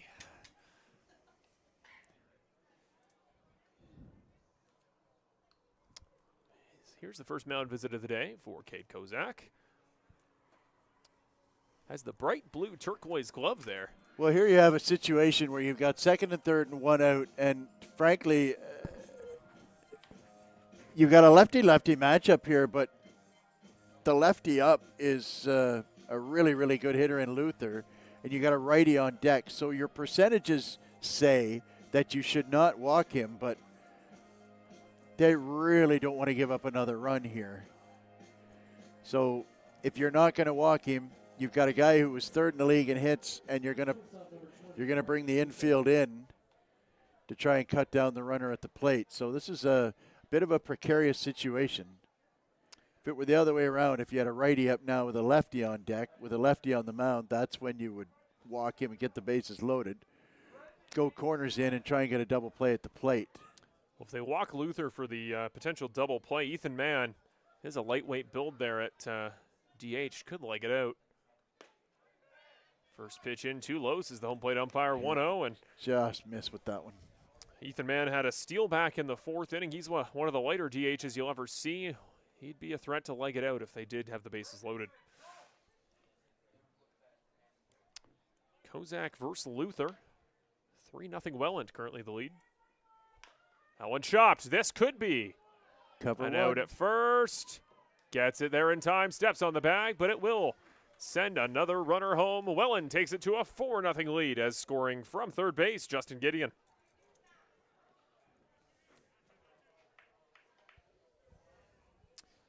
It was a nicely made play, and it unfortunately still will allow a run. So Welland now takes it 4-0. The runner moves up to third base. That's Mullen. And next up is Ethan Mann. And now you want to be careful with Mann. You can't give up that fifth run. You got a lefty on deck, who I believe he struck out last time.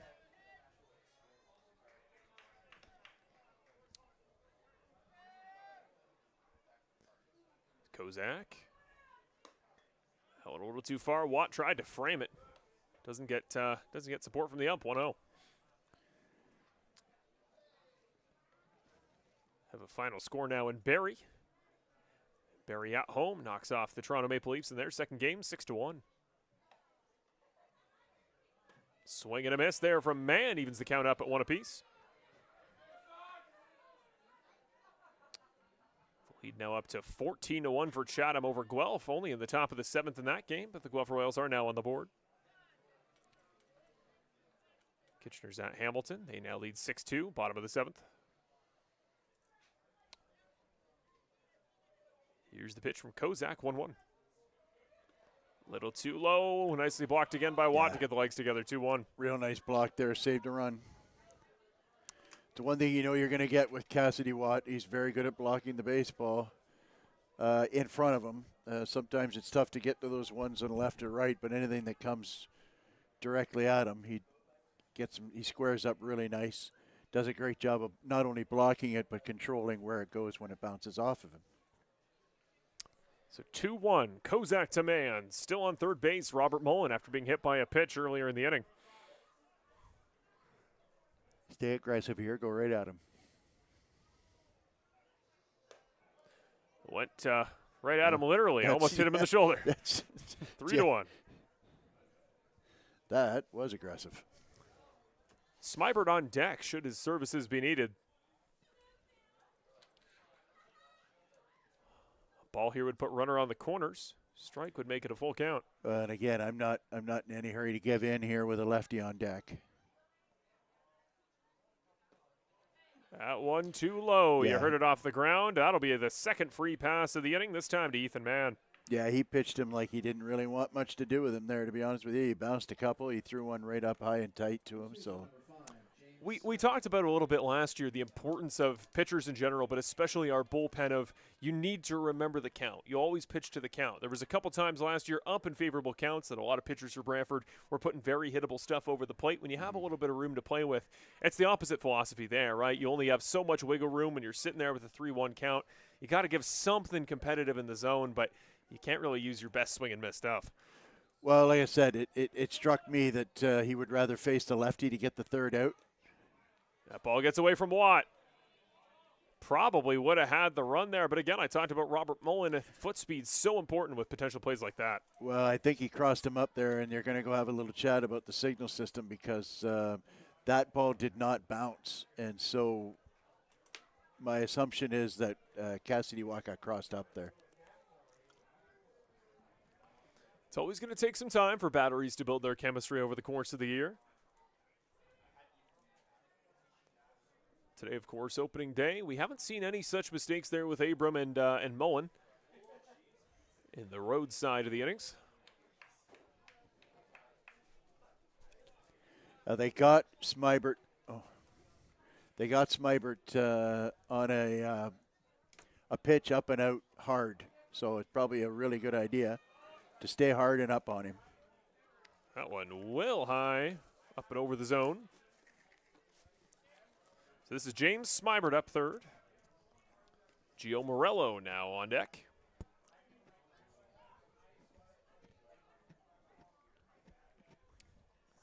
Here's the 2-0. Watt can't quite get a clean glove on that, and that'll be ball 3. Another ball would load the bases. Yeah, that's it's getting to be a lot of pitches for Kozak right now, and so I wonder if this will be the last batter that he faces.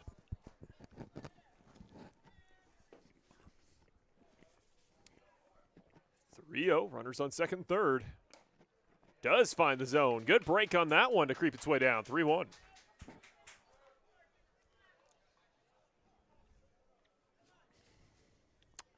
Two outs in the inning would be huge for Kozak if he could come back and creep his way into a strike. Yeah, this is a big out here. So, like I said, I'm pretty sure this will be his last batter, or at least it should be.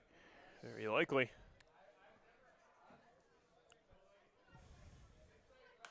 That one is Good popped pitch up there. and over our heads. That's 3-2 again, count. that was up and out. That's how they got him last time. So that's, keep pounding that high pitch and see if you can get out of this.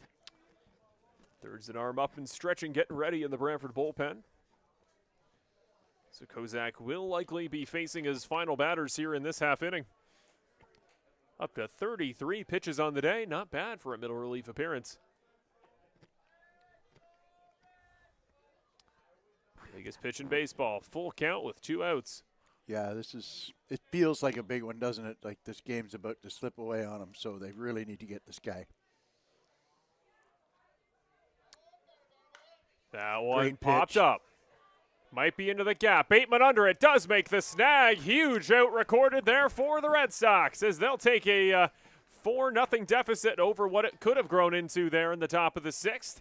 They're going to head back on offense here in just a couple moments. We'll take a 90-second break and be back in a few moments here as the Brantford Red Sox CBL YouTube returns in a few moments as the Jackfish travel to take on Brantford, presented by Mr. Lubin Tires.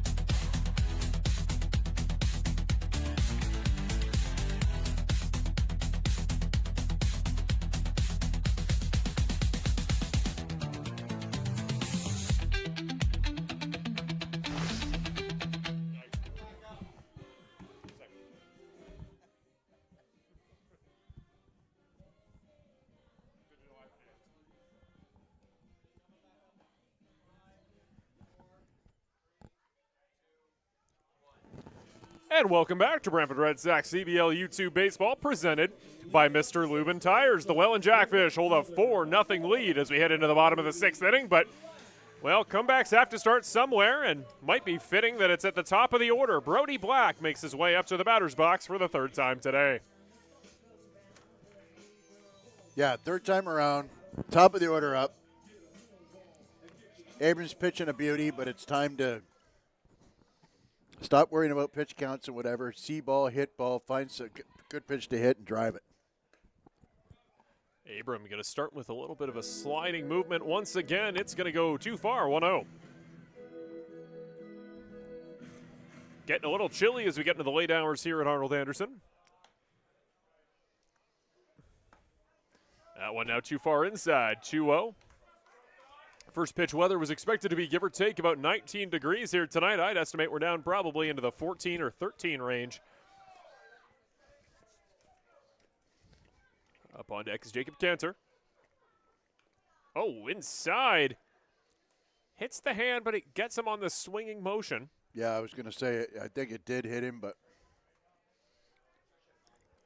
that's the trade-off. You can only creep over the heart of the plate so much before they won't give you the call. 2-1. So Black, Cantor, Tim Holick will come up each for their 3rd time today. And if needed, the heavy swing and power bat of Nick and Antone.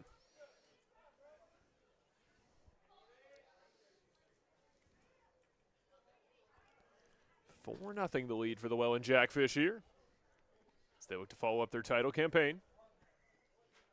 That one struck well. Black gets a hold of that one out towards right field. Underneath it's the outfielder.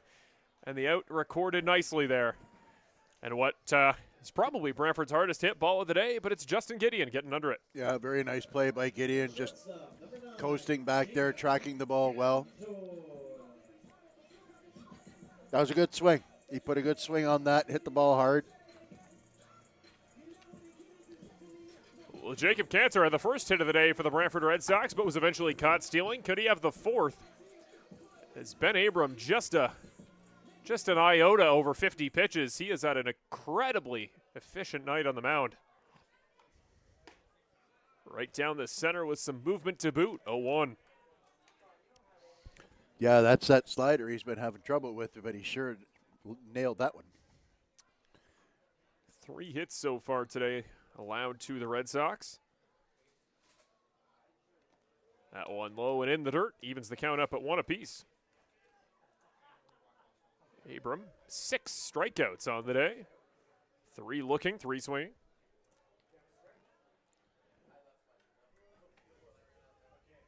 Here's the 0-1.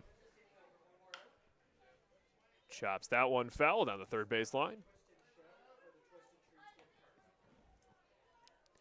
0-2 here, the count to Cantor. Holick on deck now.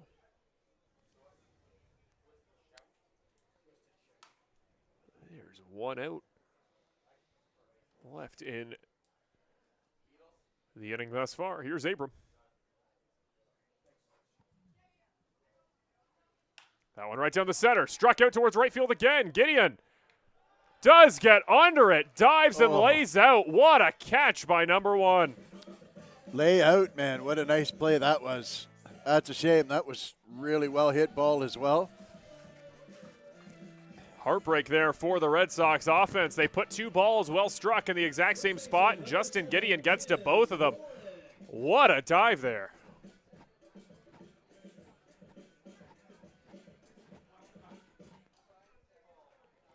So Tim Holick's up for his 3rd time today. Ground out and a strikeout his day so far. 3rd time around, I'd like to see him get aggressive here.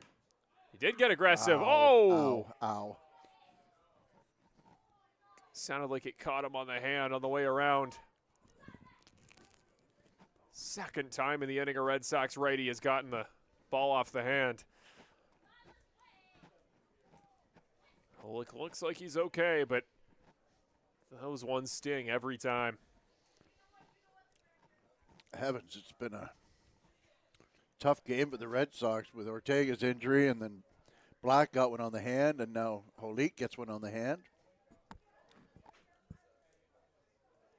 Remember, Chris Ortega left this game due to injury on a fielding play. It's later subbed in for Corrosis. Then Black took one off the hand a moment ago. Now Holick. The 0-1. Swing and a miss for 0-2. Holick goes over it. I like the aggressive swing, though. They're swinging hard. One swing of the bat could cut the lead to 3, but it also could end bottom of the 6th. That was a soft curveball that he hasn't thrown too many of. What does Abram do on 0-2? Chops that one. Holick puts it in play. Can they make the play at short? No, they can't. Holick legs it out. His first single of the day. 4th on the day for the Red Sox. All 4 of their hits coming with 1 base. So Nick Iannantone will get a chance to hit here in the bottom of the 6th. And a guy with a heck of a power swing back in his day at East Tennessee State. We'll see if he carries it over to the CBL ranks. First lefty bat Abram's seen in a while. Now A.J. Corrosis on deck. He singled in his only appearance today. Well, Iannantone had 2 really good hacks last time up. Let's see if we see Holick run. Thought about it. That one goes right down the middle for strike 1. Well, 4-0. I'd like to see Iannantone get a chance to swing the bat here. A little more movement there from Holick. The pitch. That one Really low. good take there. Very good take. Broke well, dropped a little bit too far, and Iannantone saw it all the way. We talked about him plenty on the Brantford Red Sox Report season preview show for a reason. He is one of the bright spots in this Brantford Red Sox new additions category. Here's 1-1. That one chopped. Right at the second baseman, Weisner. The throw pops out of the glove. A rare break on defense for the Welland Jackfish tonight. Brantford will put another batter on first. Base runners now. Holick at second, Iannantone at first. So Corrosis back up. Remember, he singled his only time he was up today. And Cassidy Watt now finds his way into the on-deck circle. 2 outs just as it's been for the last 2 batters. And Cassidy Watt, he talked about those adjustments he made in the offseason. That's a bat you don't mind having if You can get Corrosis on first, load the bases. If they can get Watt up this inning, he'd be the tying run. So I tell you one thing I'll say. Very hittable It's ball. too late now, but I was just going to say before, you've got a big pitcher who doesn't get off the mound real well. You've got a third baseman who's playing way back. It would have been a real good time to lay one down. Because, like I said, all you're trying to do is get on base and give Cassidy Watt a chance to tie the game. The 0-1. Swung and missed on there by Corrosis. Just missed it with the tip of the barrel. So 0-2, 2 outs. Abram could be one pitch away, but he's been one pitch away a couple times this half inning. See what he's got here against Corrosis. Remember, Watt on deck should he be needed.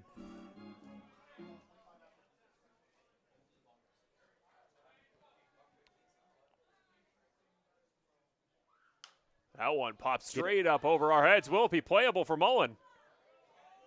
Yes, it is. Inning over. Pop-up retires Corrosis, and what could have been a big moment there for the Red Sox offense will come up short with no dice. Red Sox in the sixth, no runs, one hit, one Jackfish error. And So we're into the seventh inning. The Welland Jackfish will come back up. Most of their lineup will finish up their third go-around here. Then we'll see Arbe and Weisner potentially hit for the fourth time. Well, as they announce it on the Arena PA, let's talk about our next games coming up again. The Brantford Red Sox will be back in action on Sunday against a London team that looks like they're about to finish off the Barry Bay Cats in London. They'll come to face us at Arnold Anderson very shortly. New pitcher warming up here. We'll get to him in just a moment. It's Brantford London this Sunday, 2 o'clock, right here on Brantford Red Sox CBL YouTube Baseball, presented by Mr. Lubin Tires. And Welland fans, don't worry, we got you covered. You guys are playing once again at home, the first time you'll do so in the 2026 season. You're taking on the Guelph Royals, who look to have a rough go of it tonight. Last we checked, it was top of the 7th, 14-1 against Chatham. That's your next game tomorrow, 6:05 p.m. in Welland. And the new pitcher on the mound, number 19, Anthony Porcelato. They just acquired him a couple of weeks ago in a trade from these Welland Jackfish. I remember at the time when the announcement was made on the website, a lot of people thought that the other Porcelato was coming from the hitter, but this is a different guy, and I don't think they're related. He's from, I believe, Port Coquitlam, BC. I watched him throw a bullpen as well on Tuesday night there. He's got a good, strong arm. I'm excited about this. He does throw hard, got a real nice curveball, and nice changeup as well. He was playing around with his changeup, just having trouble locating it, and so it was interesting. We had a little discussion about his changeup grip.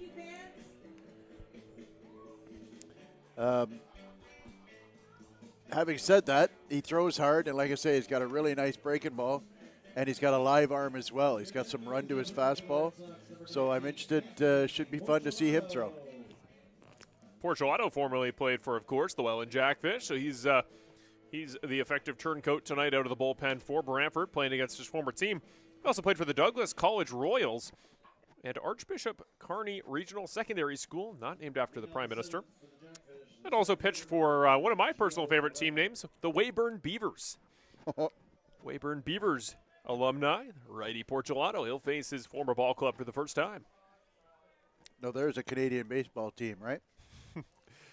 Yeah, how do you know a team's from the West Canada League? Well, they're called the Beavers. Can the former Beaver turn this crowd into believers? First pitch of the day, a little bit high, ball 1. He's facing James Smybert here today, who comes up for his third time. 1-2, 1-4-2, pardon me, single and a strikeout. Nice. Holy cow, what a curveball. Yeah, that's 1-1. a nice curveball he's got there. Thought that one was going to hit me, and then it got all the way back into the zone. Unbelievable. Here's the 1-1. That one creeps its way wide. Good horizontal break away from the arm side. Yeah, he's got a good live arm with that fastball. 2-1 the count. I could correct myself. This is Gio Morello up.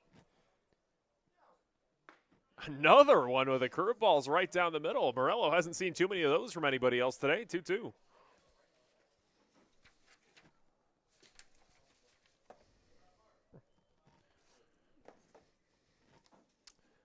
Here's Morello, 2-2.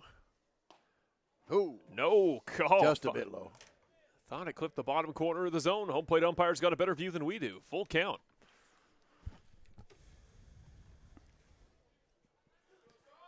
Three-two count. No outs. Porcelato against his former ball club. The pitch. A little bit too high. Strikeout is not in the cards. It's going to be a walk for Mr. Porcelato, his first debut of the day. It's a shame. 3-2. I was hoping he'd come back with the curveball there because he seems to be in perfect control of it. And I almost guarantee he would have got a called third strike there. I can't see how Morello would have swung at that pitch if he'd have just dropped Uncle Charlie right in his lap there. Interesting first at bat there, though, for Porcelato. If he can find a way to better tunnel that curveball behind his other stuff, it's going to be a scary pitch. Absolutely.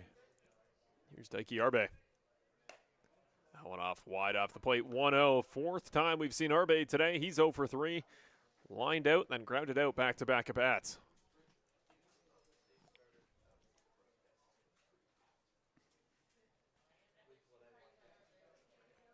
Here's Porcelato. There's the curve again. 2 wide off the plate, though. This is the home plate umpire, 2-0. He's got some nice velo on that curveball too. Like it isn't, it isn't just a long loping one. He throws it pretty hard, and that's a tough pitch to hit, especially if you can throw it regularly for strikes and you got to psych up to hit it. Here's the 2-0. Can't find the zone again. 3-0. It's just a little quick. When you get a little quick, your arm gets behind and you miss up, and that seems to be where he's missing with the fastball. He just needs to get on top of it, throw downhill. Here's the 3-0. That one high once again, says the home plate umpire. 4-pitch walk to Daiki Arbe.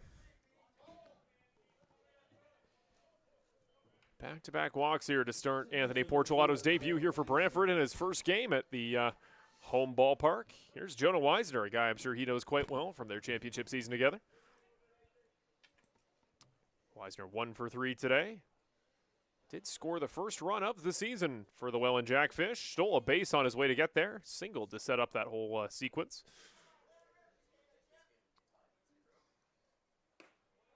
Nice horizontal break that time. Strike one. Yeah, what you're going to get there is that if you're having trouble with your fastball, a lot of times you could start a guy off with a break and pitch, and that way it helps you with your release point to get it right out front as opposed to releasing over top of your head. Now maybe the fastball will get back down in the strike zone. Shows bunt. No need for a bunt to be laid.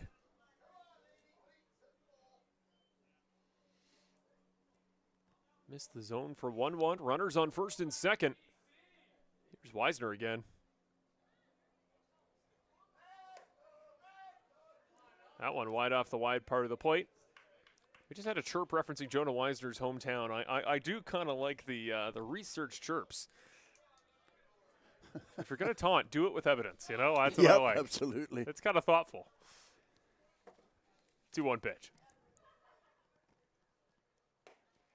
There's the curve again. Missed again, though. He's got nasty stuff. Just have to put it over the heart of the plate. Everything's up. If you can't locate that fastball, they're never, ever going to swing at the curveball. 3-1 here. He's got to throw that fastball for a strike, and he's got to do it right here. Got to think Weisner's ready. Nope, high and away. Ball 4. But we better go out and have a chat. He's going to need a little break. I would think that somebody will come out and have a chat with him just to calm him down, see if he can find his release point. Here comes Terry Smith. He's going to come chat with his pitcher. First time he's ever visited Porcelato on the mound here in Brantford since he joined over from Welland. Casty Watt coming out as well. Yeah, it's just mechanical. He's just up with everything, and it might be a little bit of a, opening night jitters. It might be partially that he's facing his old team and wants to put a little extra oomph on the pitches. And when you're overthrowing, most of the time you're going to be up. Like I said, his delivery looks a little quick to me after watching him throw a bullpen session when he threw a real nice one. And so he just needs to get his tempo, as I said earlier, get on top of that pitch. He's got to locate that fastball. And, you know, the problem is he's walked the bases loaded here with nobody out. And he's got the meat of the order coming up now. And so this is this game is in danger of getting away on Brantford if Porcelado can't get somebody out here. The pitch. Gets it low enough, doesn't get it right, left to Well, right. I Ball mean, one. missing low is a start, and so you got to continue to work on that. Justin Gideon's had a good day. He's up for his third time. That one goes wild. Will the runner come home? He tries. Yes, he will. Runner is in. That was Morello scoring for his first time today. 5-0 Jackfish.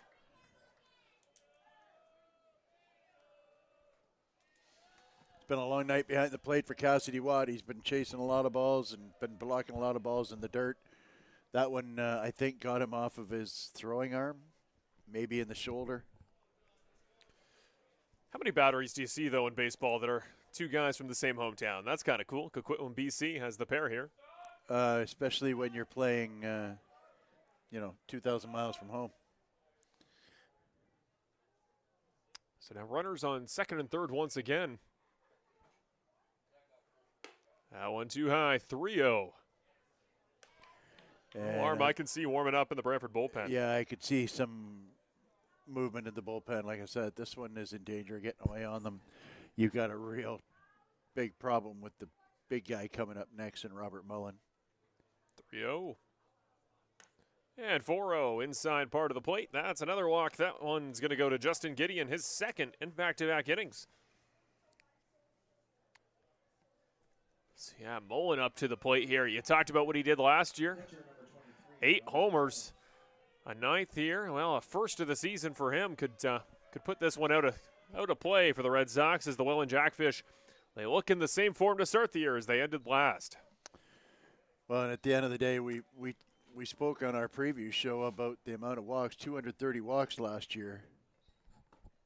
That's a nice pitch. He finds his spot again. That's a 6 or 7 tonight, I think. Yeah, that last one was the 6th of the night. Plus a hit batter. Plus a hit batter, yeah, no walks or hit batters through the first 5 innings, then 6 in the last inning and a half. Here's 1-1. Too high once again, 2-1. Mullen up, Bryce Arnold on deck.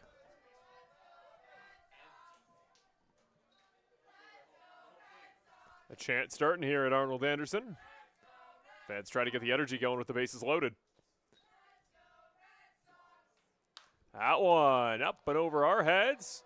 Watt might have a play on it. No, too far. Finds its way up and out.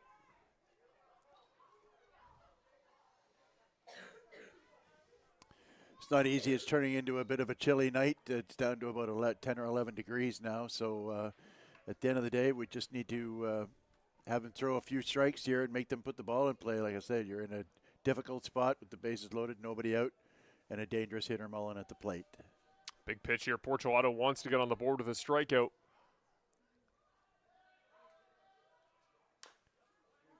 Gets a piece of it, puts it straight down to the dirt. We'll stay alive.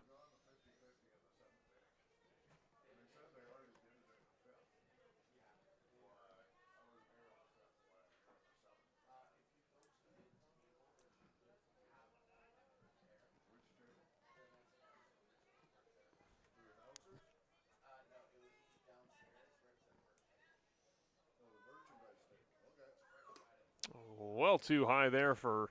Wow, what a play by Watt to get out of his stance and get up and get that one. That one was headed for the backstop. Nice snag there.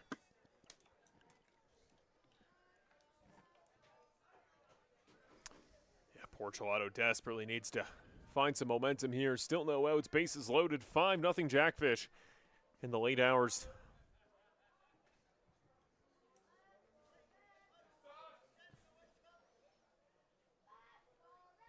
That one going to go the other way off into the parking lot area. Dear. That one Just barely misses the park cars. That was pretty close to my truck, man. Come on, Robert. Is that where you are? Straighten one out, Robert. Oh, come on. Come on, Brian. You'd rather see your truck get smashed than a grand slam to the other side. 2-2, no outs, bases loaded.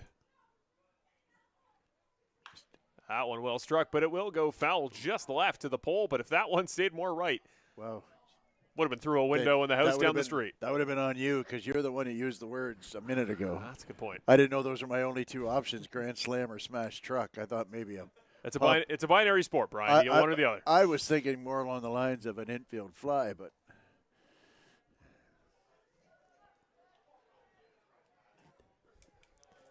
remember, Bryce Arnold's still up and warming up for a long time. That one chopped. Out to the shortstop. Cantor can't get it clean with the glove. All the runners will advance, and one will come home. Mullen is safe, and home comes Daiki Arbe. well, that's a shame. He got his soft contact, and he just happened to pound it in the dirt, and Cantor had no time to let the ball bounce or what have you because he's trying to save a run at the plate. If he picks it cleanly, he gets the out at home easy. Full warm-up now for somebody on the Brantford bullpen. We'll see which arm that is in just a few moments. So back up, Bryce Arnold. That one well struck. Oh! Off the glove. Gets it there What in an time. incredible play by A.J. Carosas. My goodness. Holy mackerel, that was a 10-bell stop right there. Wow. He ice cream coned that one. It was a full headlong dive. Ice cream cone just got enough of the ball to keep it in the glove. Quick to his feet and got a quick runner at first base. Outstanding play by A.J. Carosas. Fooled me. I thought that was more of a block than a grab, but he snagged the whole glove on it, and the throw wasn't too bad either to record the out at first. Did bring another run home. Lead now 7-0 Welland. They prevent the damage further. Put a star beside that one. I hope somebody got a good look at that one. We got to send that highlight in. That was an absolutely gorgeous play. So Brendan Luther's back for his fourth time today. Strike one there for Porcelato.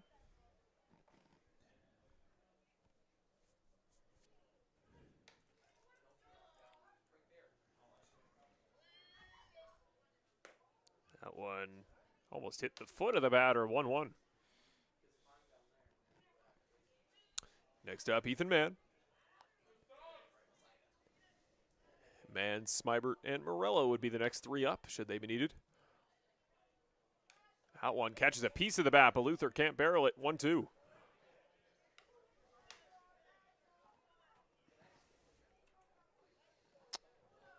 One, two, one out. Not a real threat for a double play here.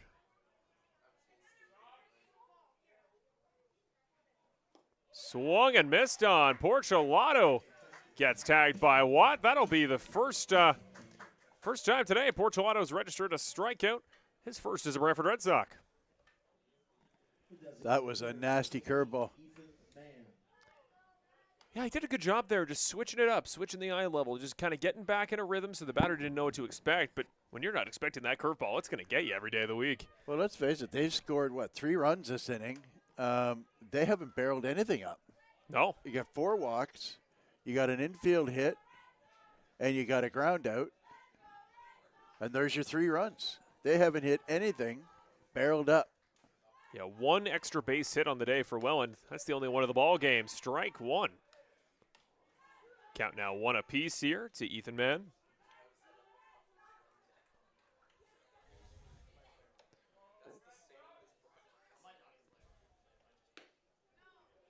Oh, and low and wide.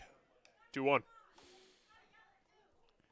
Porcelato has really nice stuff. He's got a good moving fastball. He's got a good slider. He's got a nasty curveball. He's just got to throw strikes, and he knows that. And it's the first game of the year, so once he makes an adjustment. Oh, too high again, 3-1. And finishes that delivery and releases the ball out front, then he's going to start getting his location. And I imagine he and pitching coach Greg Rock are going to have an opportunity to work on that for his next appearance. So 3-1 is the count. Smybert on deck. And his services will be needed. That's a 5-ball walk there to Ethan Mann. Still 2 outs. Bases loaded once again for James Smybert. First baseman number 5, James Smybert. Smybert will then see Morello behind him. They've batted all the way around the order here in the 7th inning. Morello led it off with a walk to start off the top of 7. Later scored. Here's Portulato. Too high again. 1-0.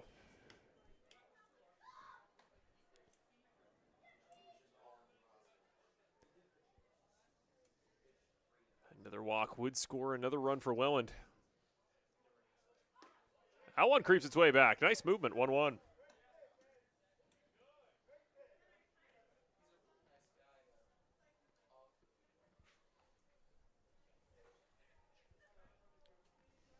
That one struck up and out into the air. Coming under, it's Black. Legging this one out. Does grab it. No, he gets away from him. I thought he had it clean as day. 1 comes home. 2 will come home. The Welland Jackfish extend the lead to 9. I thought Black, who legged all the way out under the ball, could get it. The glove narrowly missed the leather. Well, that was unexpected. He just overran it. That's going to go down as a hit, I guess. So hit in the books there for Smybert. It'll put up 2 RBIs on the single. Let me correct the score. It is 10-0. The Welland Jackfish have hit the double digits here, top of 7. Runner on first. That ball popped up. Should be out of play. Off the top of the home dugout.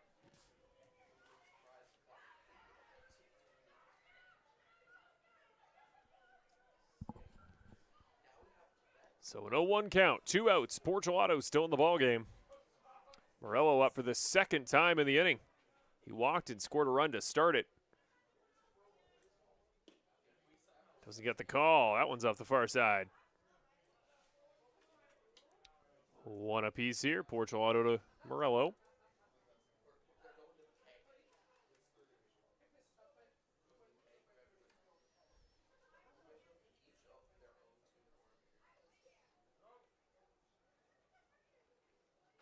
That one struck right at the third baseman, Carosis. No play at second base. Thought they had it clear as day. Tried to throw to second instead of first. Not in time. Runners are safe. The base runner beat Lefebvre to the base there, unfortunately. That was a left-handed hitter, so he was playing into the hole. He may have been anticipating Carosis throwing it to first base. Carosis took what he thought was the easier of the 2 outs. But like I say, Lefebvre with a left-handed hitter was playing in the hole and got beat to the bag. Speed kills, man. That's what Welland does. Daiki Arbe lets that one go by for good hustle by Smybert to beat that out. Yeah, this will be the 2nd time today Smybert's been on base.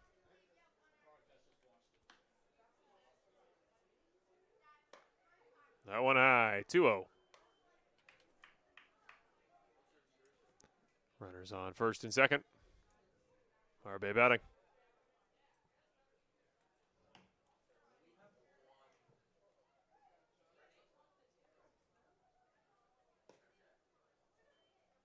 That one drops below the zone, 3-0.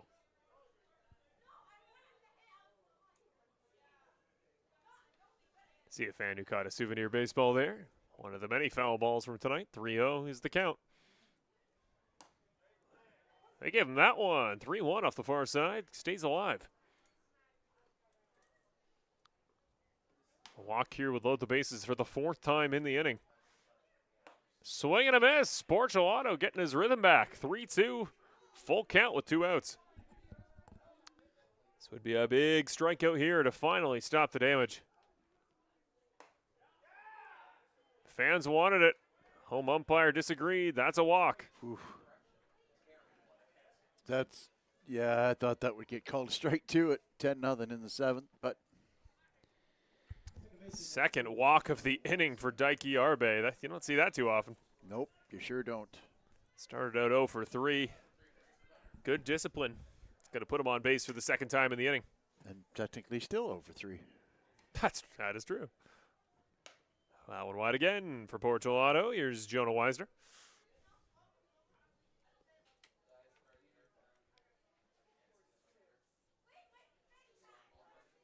The pitch. That one struck very well. Oh, dear. Out towards right. That one off the fence, nearly cleared the wall. 1 run's home, 2 runs are home. The runners will hold at second and third, make that 12-0 for the Welland Jackfish. Very well barreled ball there by Weisner. Comes home for a double.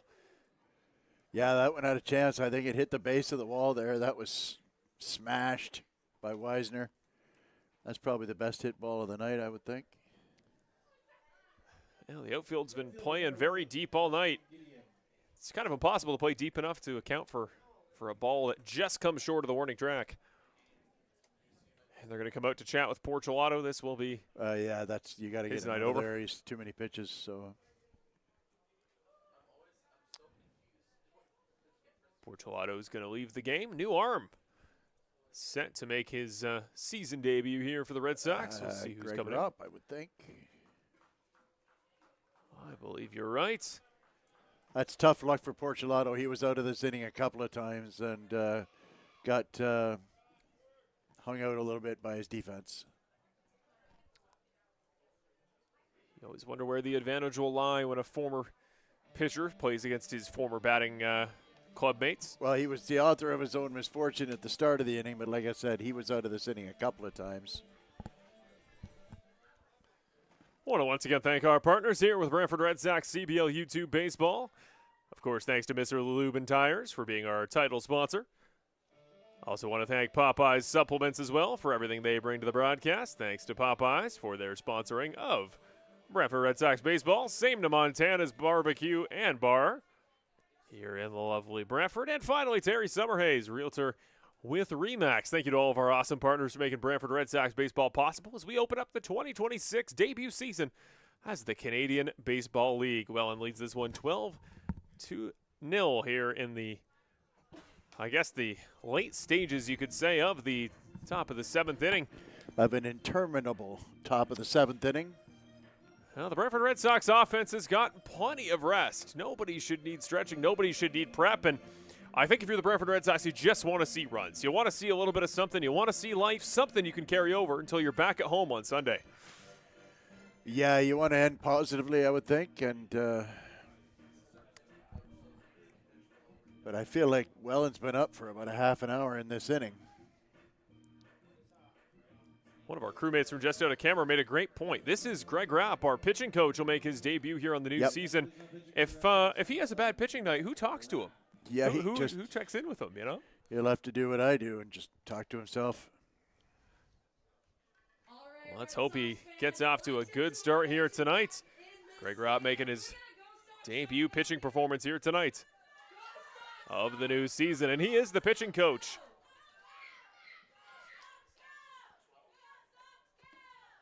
There's often a lot of chatter about, you know, inspiring legitimacy and credibility as a coach, you know, having the players really buy what you're selling, have them appreciate your opinion. When you're a pitching coach who also pitches with the bullpen, it's a very easy way for players to see the dedication you have to the sport and, in turn, what knowledge you can bring to the rest of the team. Yeah, that's a fair point. Absolutely. And plus the fact that I think it probably helps you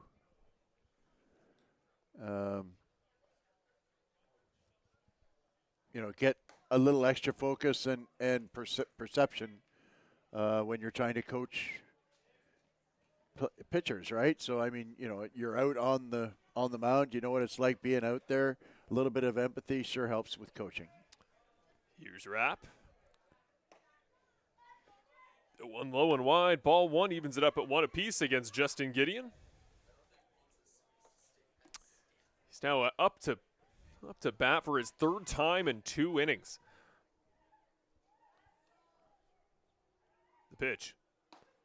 Nice pitch there. Good movement back towards the glove side. 1-2.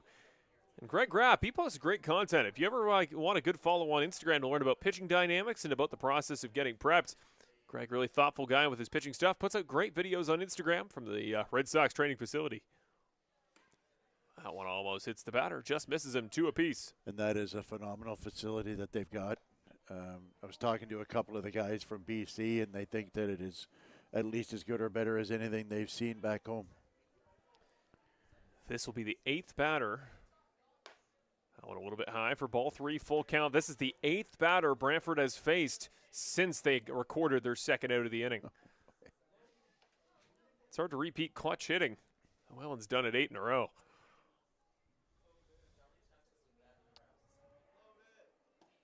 That one low and wide. Ball 4, free pass. That is Justin Gideon's 3rd straight walk in 2 innings.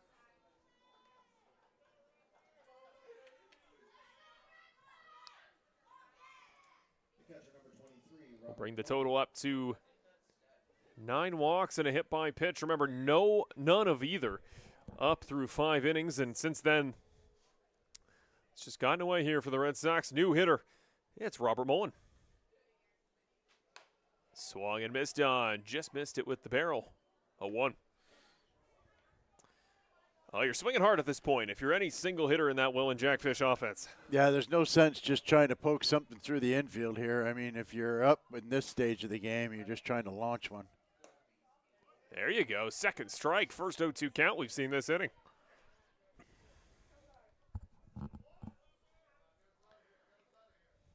Remember, this game was only 1-0 through 5 innings.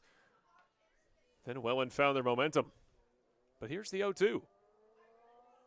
To get them out of the inning, Mullen swings past it, and finally the top of the 7th comes to an end. Well over half an hour of live time, but the Red Sox finally find their way out of it, and we'll head back on offense.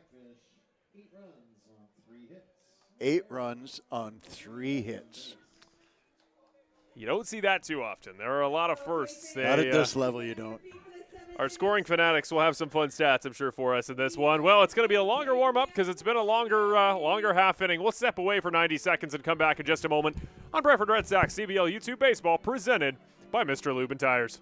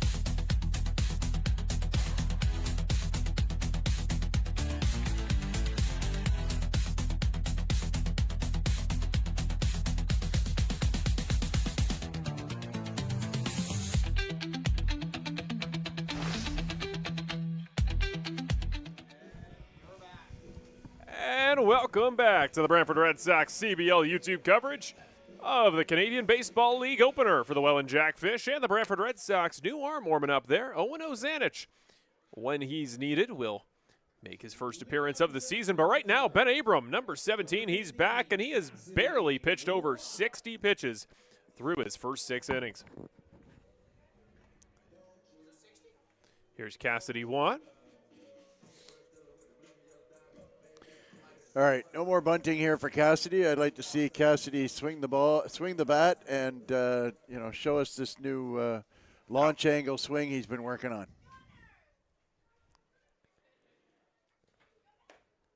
First one's in for a strike. Abrams had plenty of time he'll try to stay hot and composed here. You can remember Cassidy Watt, he owes us a home run, and you talk about something to take us out on a high. Might be a good time. Well, really big swing and a miss. If that got barreled, that might have been. That's what we were looking for, right? That would have been in Brantford by now. In a 12-0 game, don't get cheated when you only got one strike. 2 strikes maybe you shorten up a bit, but with 1 strike. Let fly. Yeah, you got to think Abrams not going to put much down the heart of the plate if he can help it, because he hasn't so far. It's just that he just sat there for 30 minutes. I thought maybe it'd take him a little longer to warm up. That one struck right at the shortstop. Luther, slow grounder, gets to the glove. In there in time, records the out at first. Cassidy Watt almost legs it out, but nice play there by Luther. I tell you what, I got a lot of respect for a guy who has been working his rear end off behind the plate, got hit by a whole bunch of pitches trying to block them from going to the backstop, hits a ground ball to short, and then hustles it out like that. So good on you, Cassidy Watt, to run that out like you did. It's always a hard thing to replace the 2025 IBL Bat Boy of the Year, but got a new guy. Jacob came out there to help Cassidy Watt. Our boy Jacob's doing a fantastic job tonight. We promised we'd give him a shout-out on the broadcast tonight. He's still got a lot of bounce in his step for being 11 o'clock at night. I was got to say, I got to think this is past his bedtime on most nights, but he is in great spirits. The 0-1. That one struck into the hole. Luther does get a glove there. Nice play by the Welland defense. I know the offense is what's going to show up on the score sheet after this game, but man, oh man, has that left part of the infield been electric. So that was Lefebvre. This is Bateman, the Lucas doubleheader. It's 3rd iteration here today. Only 1 hit and 5 combined at bats thus far. That was Bateman 2 innings ago.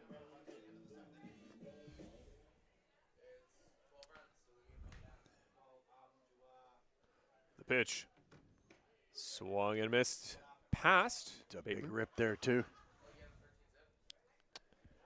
Yeah, Bateman for his career. No home runs here in the now CBL. We'll see if he can find one here, though. He's going to swing hard. Lets that one go by for strike 2. One more would end the inning.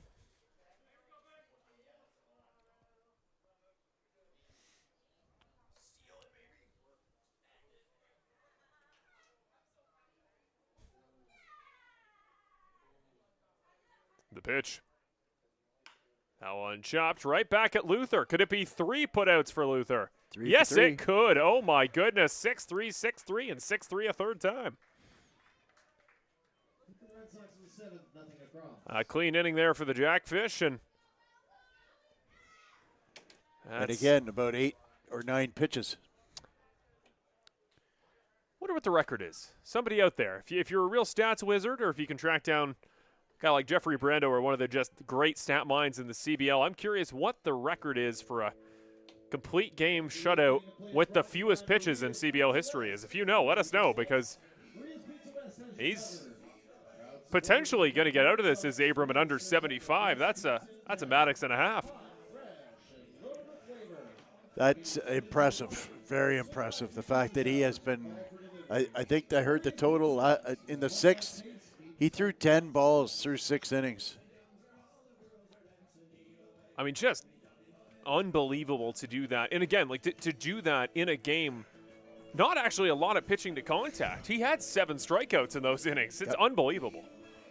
That efficiency you just don't see often. Greg Rappel will need to channel a little bit of that efficiency if Arnold, Luther, and Mann are going to get their outs recorded here in a quicker fashion than we saw in the 7th.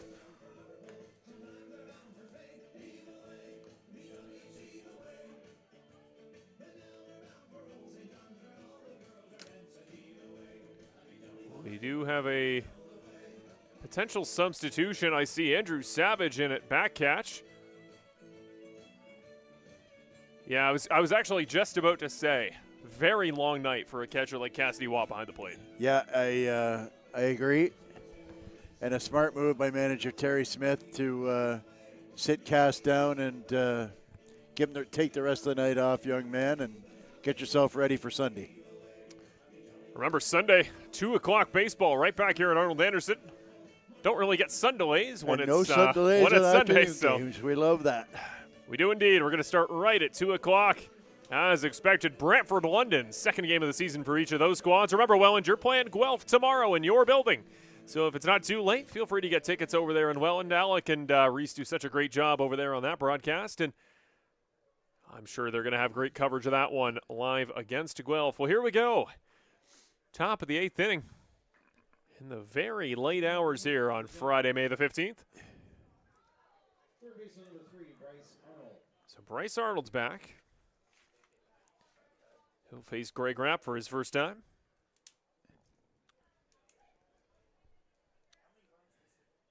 Who for 4 today is Arnold, but Well, 0 for 3, technically, with a you're sac right. fly. Sac fly.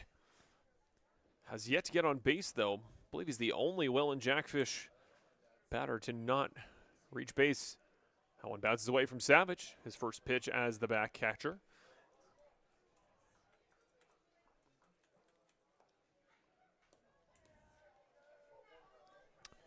Andrew Savage from Woodstock, Ontario.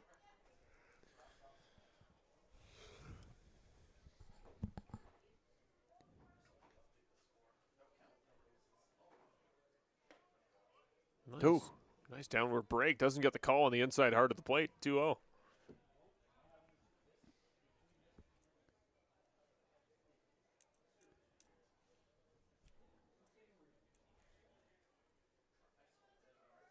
That one struck very well at Paulos. Under it, going back over his head. Gonna bounce off the fence. Runner coming around second. Thought he might try for the triple. Probably would have had it, but he'll hold up at second. Well, I tell you what, that's impressive. Arnold is not a big guy at all. For him to generate that kind of power, that was a rope dead center field and landed it just in front of the fence, which is at least 400 feet. That was a very impressive swing. Wow. Arnold from just down the highway, the Hamilton, Ontario native. His first double of the day, first time he's been on base. Formerly played for the Dunedin Blue Jays.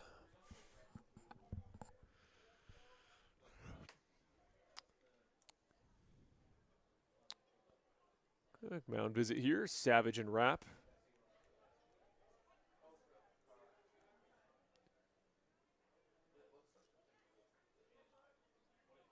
Shortstop number 20, Brendan Luther.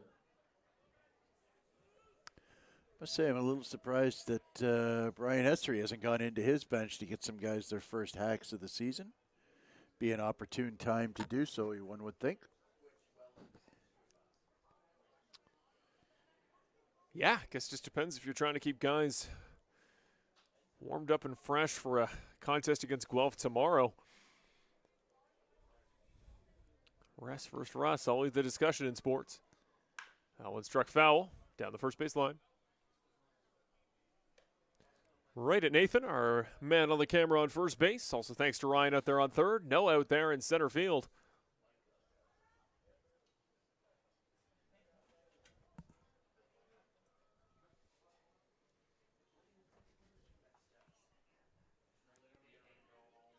Nice pitch there. Very nice break. Catches the zone. 0-2.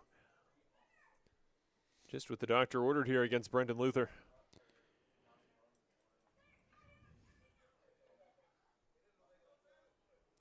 He almost don't want to take Luther out of the game because his defense is part of the reason this is a shutout.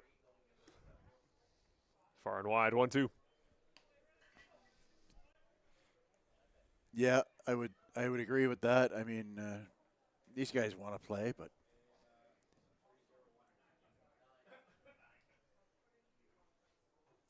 the pitch.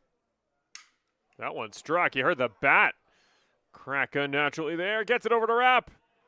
Pitcher will field it. Records the first out of the inning.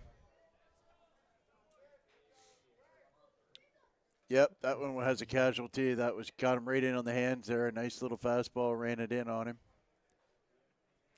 So base runner now advances to third. That's Bryce Arnold. Ethan Mann looking to complete the trilogy. 2 walks in the last 2 innings. This is going to be hitter number 15, Ethan Mann. Oh, I think we have a pinch hitter here. Yeah, we have a new face coming up for the Jackfish, number 2. Ryan Poctrez. So Patrez's first step out of the season. Pinch hitting number 2, Ryan Potrez. Didn't we, refresh my memory, didn't we meet his mom last season? You might be right. You know what? I think this is the guy because he played for the Welland Juniors. I remember him because he You are played for the totally Welland right. Yeah, and his mom showed up wearing his jersey last season, and he got his first at bat of the season of his career last season. Late. What a great call there! Yeah, awesome memory. That was a great day, and then he had his first at the time IBL hit right here in this building. Yeah, often a bullpen catcher, we were told. Yeah, and he didn't catch because Mullen stayed in the game, but he came in as a DH, if my memory serves me. That's really cool there for Poctrez, who will see the Brantford Red Sox in their building once again. 1-2, 1 out in the inning. Poctrez from Welland, the hometown boy. That one chopped foul. Over to the dugout, slow roller. Safety fence not needed on that one.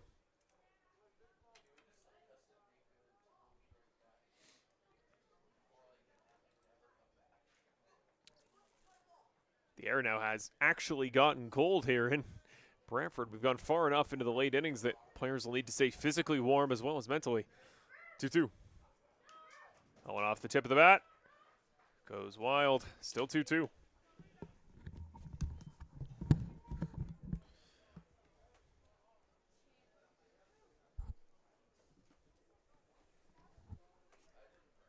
Full count.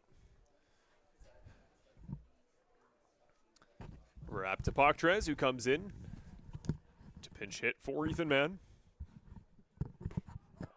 Right down the hearts.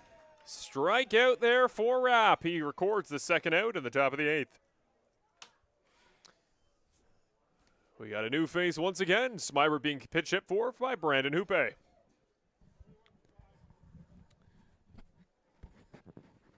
Hoope, who I had the chance to see in person last year at the All-Star game at Bernie Arbor in Hamilton. The hoop, there it is, chance have begun from third base. Yep. The Welland Jackfish fans travel well. I heard plenty of that over there at the All-Star last year. That ball in the dirt there will hold the runner. Blocked well by Watt.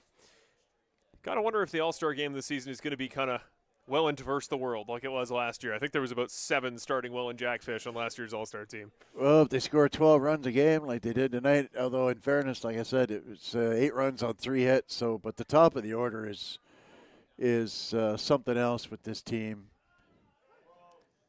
Slow change up there. Does find the zone. 1-1. We haven't really got much of a look at Arbe, but I mean, after that, Wisner and Gideon and Mullen and Arnold and Luther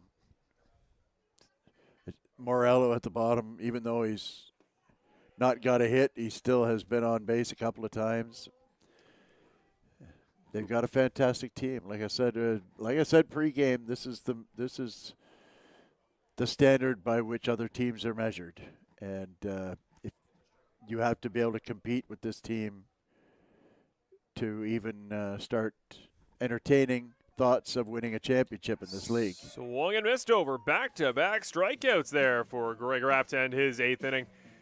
You make a great point as we head into the bottom of the 8th. I think we can agree for good and for bad in the Canadian Baseball League. Every loss is just one loss, right? It's one of those things that doesn't matter how much you win by. It's often even more heartbreaking to lose by a close hit, a close call, a close play. One of those things, you're only taking 1 L on the ledger, and if today is just a case of a great team who was better prepped, better ready to go, gets the better of you, things reset Sunday at London. If you pick up a win against the Majors, who were also a great franchise last decade as well as last season, that really could get the momentum back for the Red Sox. Now, you have to keep in mind that there are still some players coming in for Brantford. There are 3 imports that aren't here yet that I can think of off the top of my head, and that is Martinez and Arias and Mejia. So 2 huge arms that they're expecting a lot out of are not here yet. And, there's some work to do, but at the end of the day, like I said, there's better days to come for Brantford fans. And, Abram was absolutely electric tonight. lights out. Absolutely lights out. There's no indication that it's May. By the way he pitched, he was in mid-season form. So, this is just one of those nights. One bad inning. Otherwise, it's a 4-0 game, right? So we've got a new pitcher in. It's Owen Ozanich, number 45. Be the first arm to relieve Ben Abram in this game. Abram, like we said, unbelievably efficient night of work. Shutout, 7 innings. He is going to be one to watch. We talked about with how many good pitchers there are in this Jackfish lineup to be the opening day pitcher for the a squad this successful off a championship. It says a lot, but now he's being replaced. Ozanich is interesting. He's maybe the only French-born player in this league. Played for the Montpellier Barracudas. Leading out the 8th for the Red Sox. Center fielder, number Often this sport requires good Spanish pronunciation, not often good French. You're right, it's a rare opportunity. I'm not sure there's another French player in this league.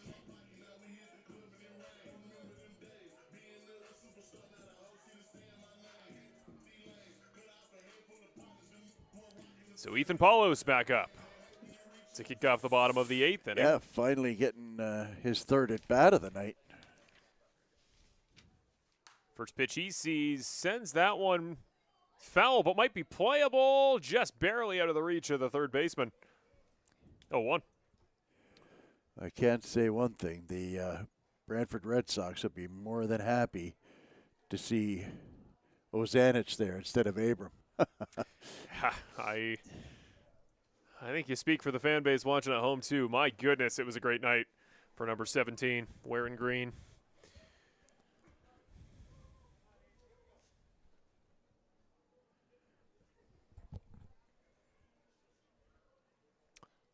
One here, Ozanich.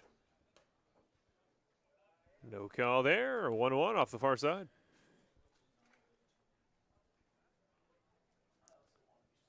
Ozanich, 5'11", only 170 pounds. But he gets good whip thanks to his mechanics despite the smaller size. That one got off the bat, 1-2. Yeah, he throws pretty hard. Brody Black on deck. And one of 5 Red Sox with a single. Jacob Cantor will then come up after that.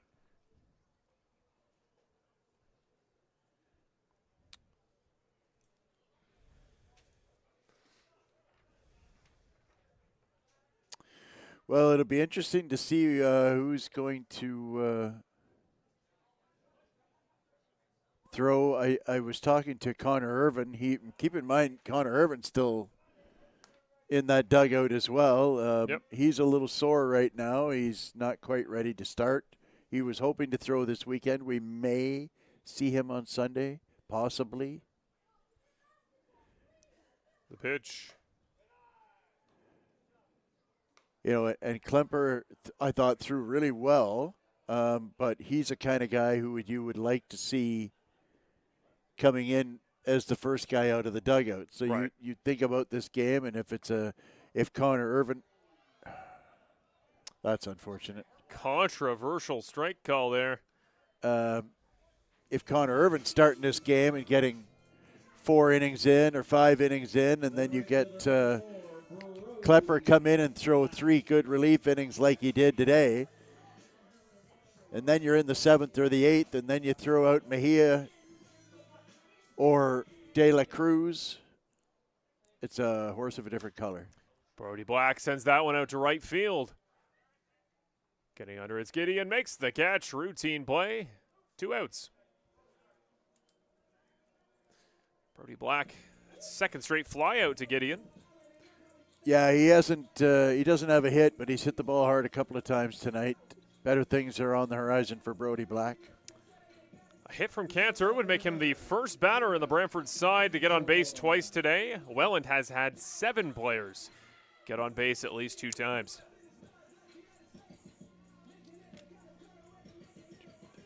So Cantor, then Holick. A pair that both have a hit, and then Ian Antone had a single as well. First pitch in, ball 1.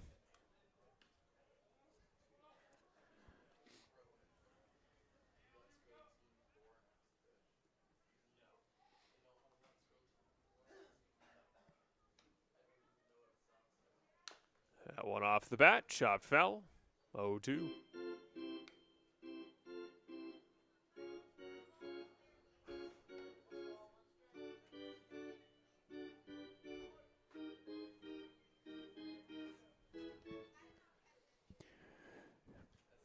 Kicks and deals Ozanich. Gets the call on the far side high.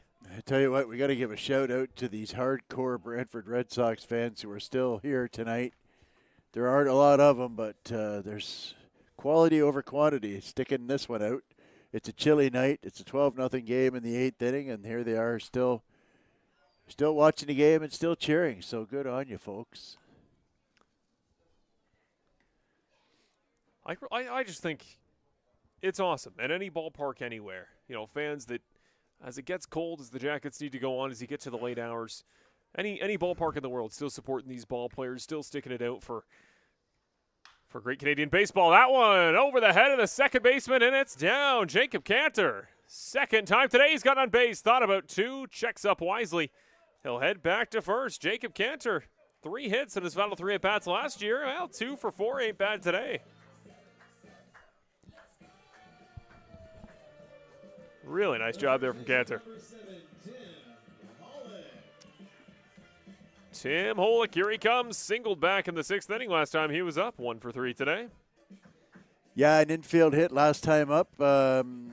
Like to see him barrel something up here. He's probably another one who's glad to see that Abrams is done for the night. So let's see if he can hammer one. That one struck. Out at Morello, he calls. He says he's got it. And he does. Brings it in. Bottom of the 8th over into the 9th inning of work. In the late hours here at Arnold Anderson. It was a nice hit there for Jacob Cantor to put himself up on the board for the team's 7th hit of the day.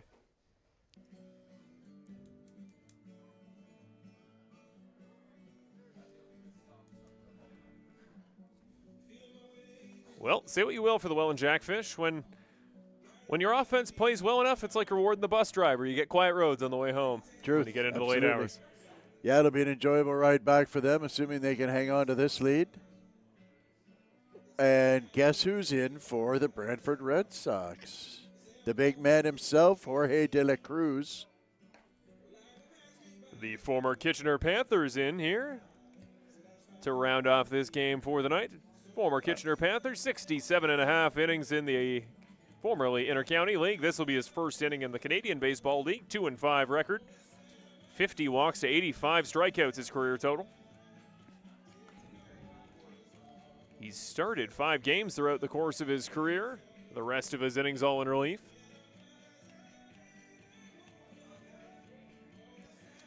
That's 85 strikeouts in 67 innings. That's a lot of strikeouts, and I can tell you, this guy throws hard. He throws what we call a heavy fastball with a high spin rate. He's got a nasty little slider. There it is there. And also throws a splitter. And the splitter is an interesting pitch for him because I've got short little fingers, so it's hard for me to actually, I can't even throw one, to be honest with you. But he's got these great big athlete hands and makes the ball look small in his hand. He throws a really interesting splitter that just tumbles. So De La Cruz will cap it off. Yep, he's the real deal, man. And he will probably be the Brantford closer. throws over 90 miles an hour, mixes in that slider and that splitter, and he can be filthy at times. The pride of Aurora, Ontario will hit next. Here's Tyson Gum.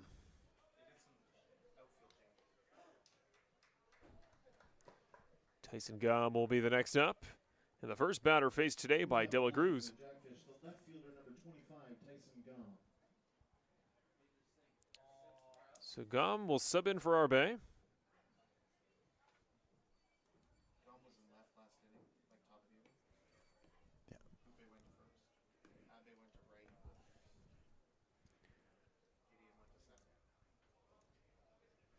Defensive substitutions all over the diamond here last inning for the Jackfish. So, yeah, Brian Essery's putting a bunch of changes in. Arbe, I don't think came out. I think he's on deck and moved over to right field.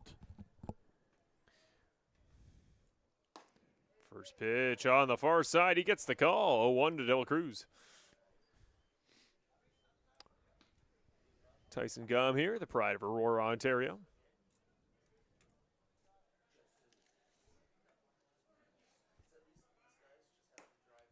Gets the call again on the far side, 0-2.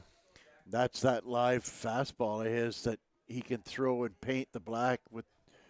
You just can't do anything with that pitch, truth be told. I mean, you can swing at it if you like, but all you're going to do is just hit a ground ball to the shortstop. In the dirt low, That's 1-2. That's the splitter. De La Cruz from El Ceibo, Dominican Republic.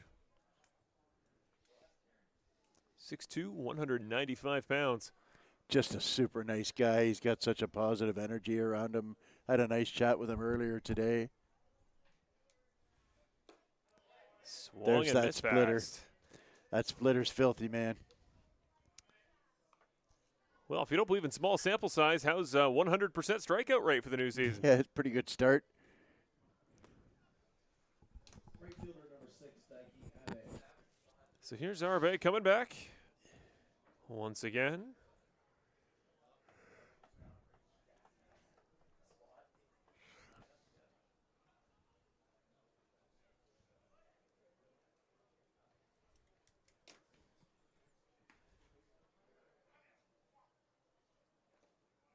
That one in the dirt low again. 1-0 to start the count. Yeah, and he's De La Cruz is a little bit wild. He will have more walks than average, but I think that just makes him more effective.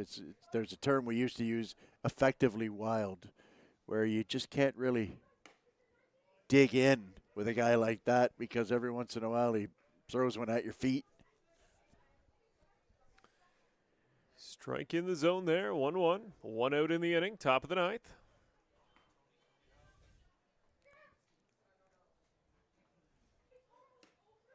In the zone, far side, nice pitch. 1-2.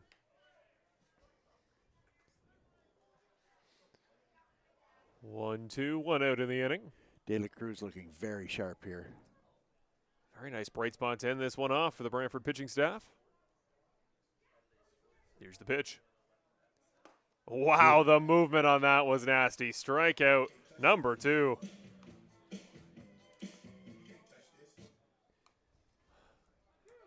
Well, Brantford fans, if you can get a ball game into the ninth inning, looks like you'll have something to get excited about. Yeah, if you're looking for positives, there's one on the mound right now. Like I said, there's better days ahead for this Brantford team. One ugly inning does not a summer make. There's a lot of good talent, and there's more talent coming. 2 outs on the board. Yes, Missed. he did. They say he went 0-1. Carson Johnson up here. Carl Junction, Missouri. Give it to him again. That's the slider. You don't want any part of the slider, and then if he wants to say good morning, good afternoon, good night, he'll throw you the splitter right now. This half inning almost Abram-esque. Very efficient and quick. The 0-2. That was the splitter, although he just left it up a little bit. The good news is after you throw the splitter, that 90-plus mile-an-hour fastball looks even faster when you throw the splitter before it. So I'd like to see him come back with a nice live fastball and just challenge here.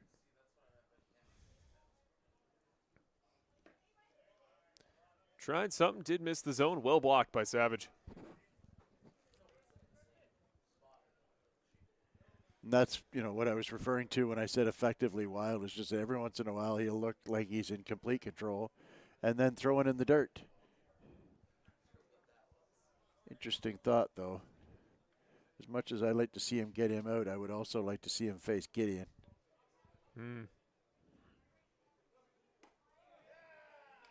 And inning is over. They say he went. So 3 strikeouts there for Jorge de la Cruz. Skips over the home line. That was quite the half inning to send Brantford Red Sox fans home with something to chew on. Well, like I said, he is absolutely filthy. So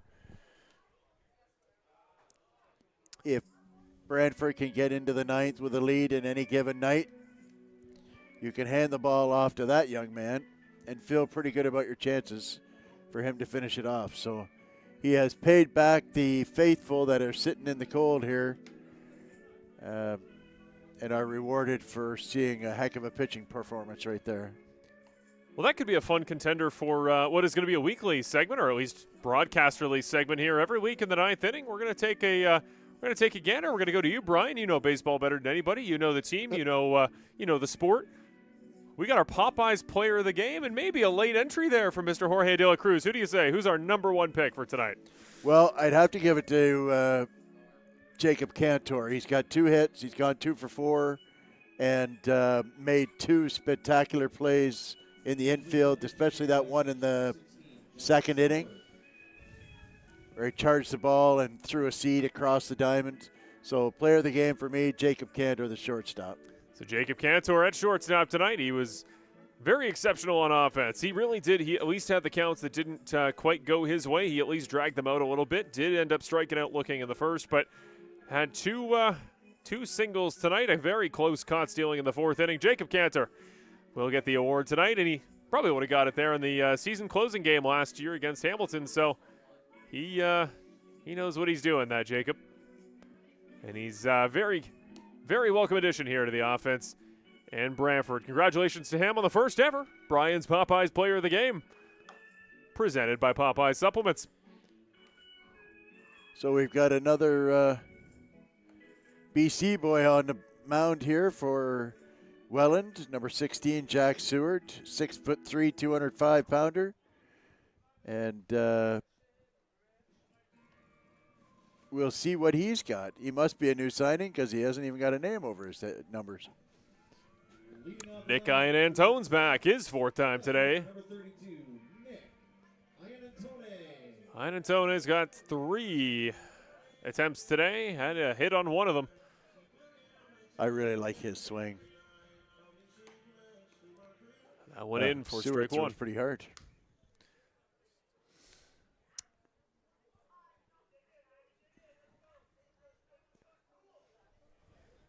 Thank all of you for joining us on Brantford Red Sox CBL YouTube.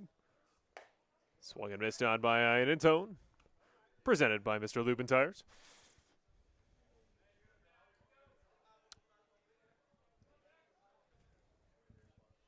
Oh, 2. Seward to Iannantone. That one, well struck.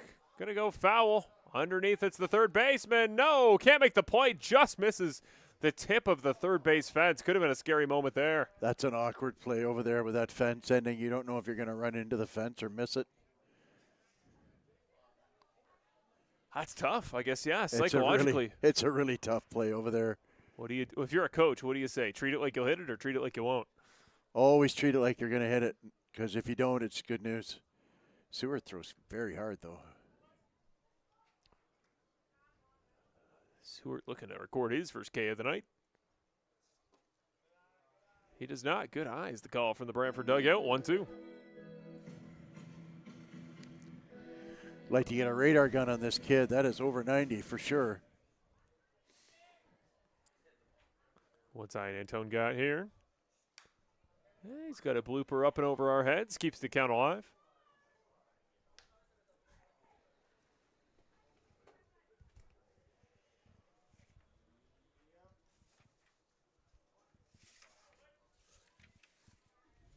The pitch. Wide and off the plate, 2-2.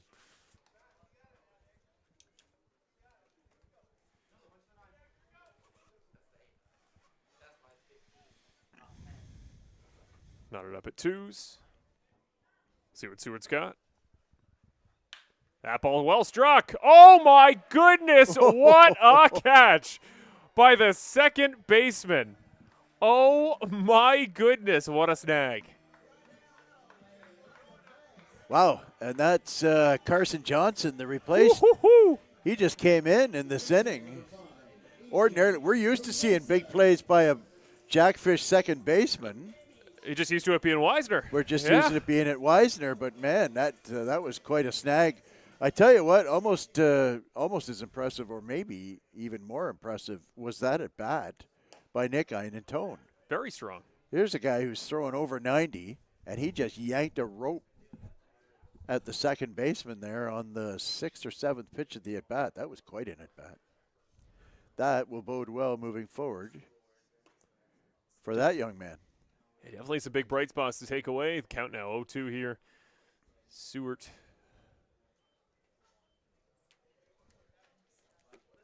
Yeah, Carson Johnson. It's one thing to make that play in like the opening pitch right at the expected start time of 7 o'clock. How about almost 4.5 hours after opening? You're still your instincts are up high enough. You make that catch. Yeah. Yeah, it's been a long night here.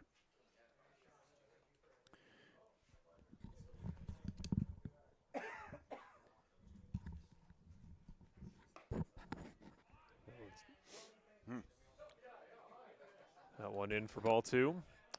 Yeah, I think this far into a night, we hit 11 o'clock, 11:34 now. Original start time 7 o'clock. I think if you lobbed a beanbag chair at me, I have no chance I'd get out of the way. That's where my instincts are right now. But Carson Johnson's still making highlight reel snags. Doesn't swing, doesn't need to. 3-1 now. This is Grosis up again. He's had a strong day as well. Definitely some highlight pop plays. Considering he got pressed into duty after the Ortega injury, yeah, for sure. He had made just an unbelievable play earlier on. That one chopped nicely. There you go. Second hit as well. Doing it on defense, doing it on offense. And like you said, he was robbed of an at-bat as he came in as a sub. KJ Carosis, welcome to Brantford. Yeah, we'll do our best to give you guys updates on Sunday as soon as we can about Chris Ortega's status. We hope he's doing well. We hope that scary moment there earlier, fielding a ball from third base, does not result in any long-term injury. Andrew Savage up to hit for the first time today since he subbed in at defensive back catcher for Cassidy Watt.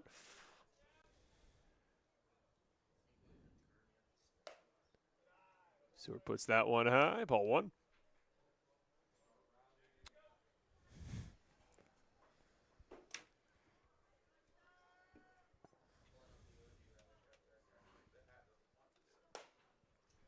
That one now too far inside. 2-0 to Seward.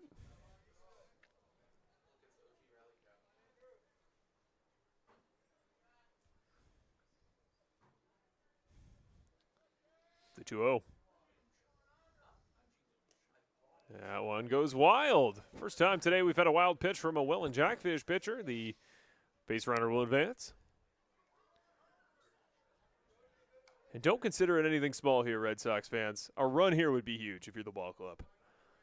Put yourself on the board. Prevent the opening day shutout. See what Savage has with 3-0 here. Might just take the walk. He does find the bottom of the zone. 3-1 for Seward. Seward versus Savage. Lefebvre, the man on deck. Has been your designated hitter the entire night. That pitch swung and missed on. 3-2. Full count. Lefebvre up next. Haven't seen much in the way of secondary pitches for Seward, and his fastball would be a lot more effective if he was using other pitches. That one chopped past the second baseman. Run might come around. The throw in from right field. Can he get there in time? We got a base runner. Brantford is on the board. 12-1 there off the single by Andrew Savage. And there you go, Brantford. First base runner in the Canadian Baseball League era comes home to score. 12-1 now, the lead for the Jackfish. Well, if you'd have put some money in Las Vegas on A.J. Carosa scoring the first Brantford run of the season, you'd have probably paid that off. That's a great point. At a pretty high return for a guy who wasn't even in the starting lineup. Solid base hit. Move up to second on the pass ball. Nicely blocked there by the catcher. I noticed they moved Gideon as well. They moved Gideon to short, I think.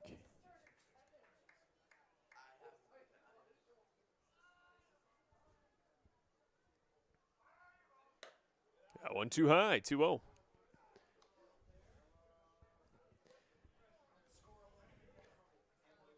Well, we're going to set the precedent now. It's your segment there, Brian. Is the Popeyes player of the game able to change? Because Grosis could be a late challenger. Well, I think we make our own rules, to be honest with you. But I've already given it to Jacob, and I gotta work with this guy the rest of the season. After taking it away from him, I don't know. Well, Marshall's honorary unsponsored player of the game. We'll give it to Carosis. We'll get him some Popeyes chicken. Yeah, I like that. That's a different kind of Popeyes. Yeah, not player. a sponsor, but the Popeyes runner-up. I like that. It's fitting I'd give it. I have the opposite of baseball taste. That one That's a popped tough up play. over the head of the second baseman. Nicely gloved. Nice play there on defense. 1 out away, and Carson Johnson Putting on a show out there. putting some good tape out there, isn't he? I tell you what. That's what you call an embarrassment of riches when you take maybe the best defensive second baseman in the league out of the game, and his replacement puts on a show like he's putting on out there tonight.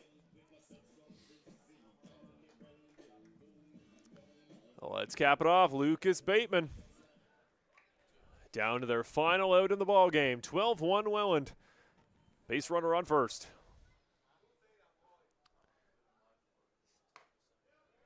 That one in. Strike one.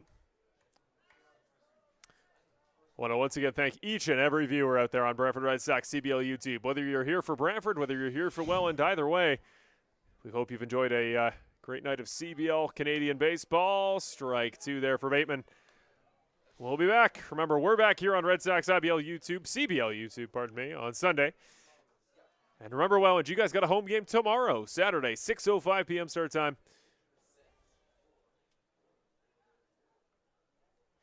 The pitch. And it's over. The Welland Jackfish cap it off. 12-1 victory for the roadside. They start the new 2026 campaign like they ended the 2025 one with a win. The defending champions started off 1-0. That'll do it at Arnold Anderson Stadium. The Brantford Red Sox, they'll need to bounce back after this one. Some bright spots to take away, but a lot they need to work on in the bullpen through the middle and a little bit of the offensive tempo overall. Any final thoughts, Brian, as we wrap up Friday Night Baseball? Well, I mean, you got to tip your cap to Ben Abram, who pitched an absolute gem tonight. And frankly, if it was a closer game, I feel like he would have pitched deeper into the game. Because I think I'm not sure he threw over 70 pitches. So, that's a good ball club over there. And you got to, have a look at them and say, again, they're the standard. And so Brantford will be better. Chin up, Brantford Red Sox fans who are still left here. There's better days ahead. And they're going to be a really competitive ball club moving forward. So, at the end of the day, it was a fun night. And hopefully Sunday afternoon get a little more positive result. Well, we thank you very much, Brian, for coming in. The first of what is going to be a full season of you and I up here in the broadcast booth calling Brantford Red Sox baseball. I can't wait for many more games to come. Hopefully that home streak from the end of last year will pick up again pretty soon. We can call some great barn burners that go the way of the home team. I want to thank our entire broadcast crew. I want to thank Brandon, our director. We want to thank everybody up here in the booth and our cameras debuting today. Nathan did an awesome job coming over here from Welland. And we've also got Ryan, as always, man in the camera. Sometimes he's up here on audio. He does great work wherever he is. And Noah, thank you for all your work out there in center field. That'll wrap it up. I want to thank our sponsors one more time. Thank you to our title sponsor, Mr. Lubin Tires, as always, for their contribution to the broadcast as title sponsor. Also want to thank Montana's Barbecue and Bar. We also got Popeyes Supplements. We thank them for everything they do for the broadcast in the 2026 season. And finally, Terry Summerhays, RE/MAX Realtor. Thank you for your part in the broadcast. One more time, we're back on Sunday, 2 o'clock. That'll be the start time against the London Majors. Can't have a Sunday and an afternoon game, at least not yet, and I hope I didn't jinx it for Sunday. Come on out. Get tickets there for Brantford at BrantfordRedSox.com. In the meantime, that's Marshall Crocker alongside Brian Hawley wrapping it up, saying thank you for watching the first game of a new season for the Brantford Red Sox on Brantford Red Sox CBL YouTube. We'll see you very soon, and Welland Jackfish fans, enjoy your game tomorrow against Guelph. For both of us, I'm Marshall Crocker saying good night, have a great one, and we'll see you at the ballpark in a couple nights' time.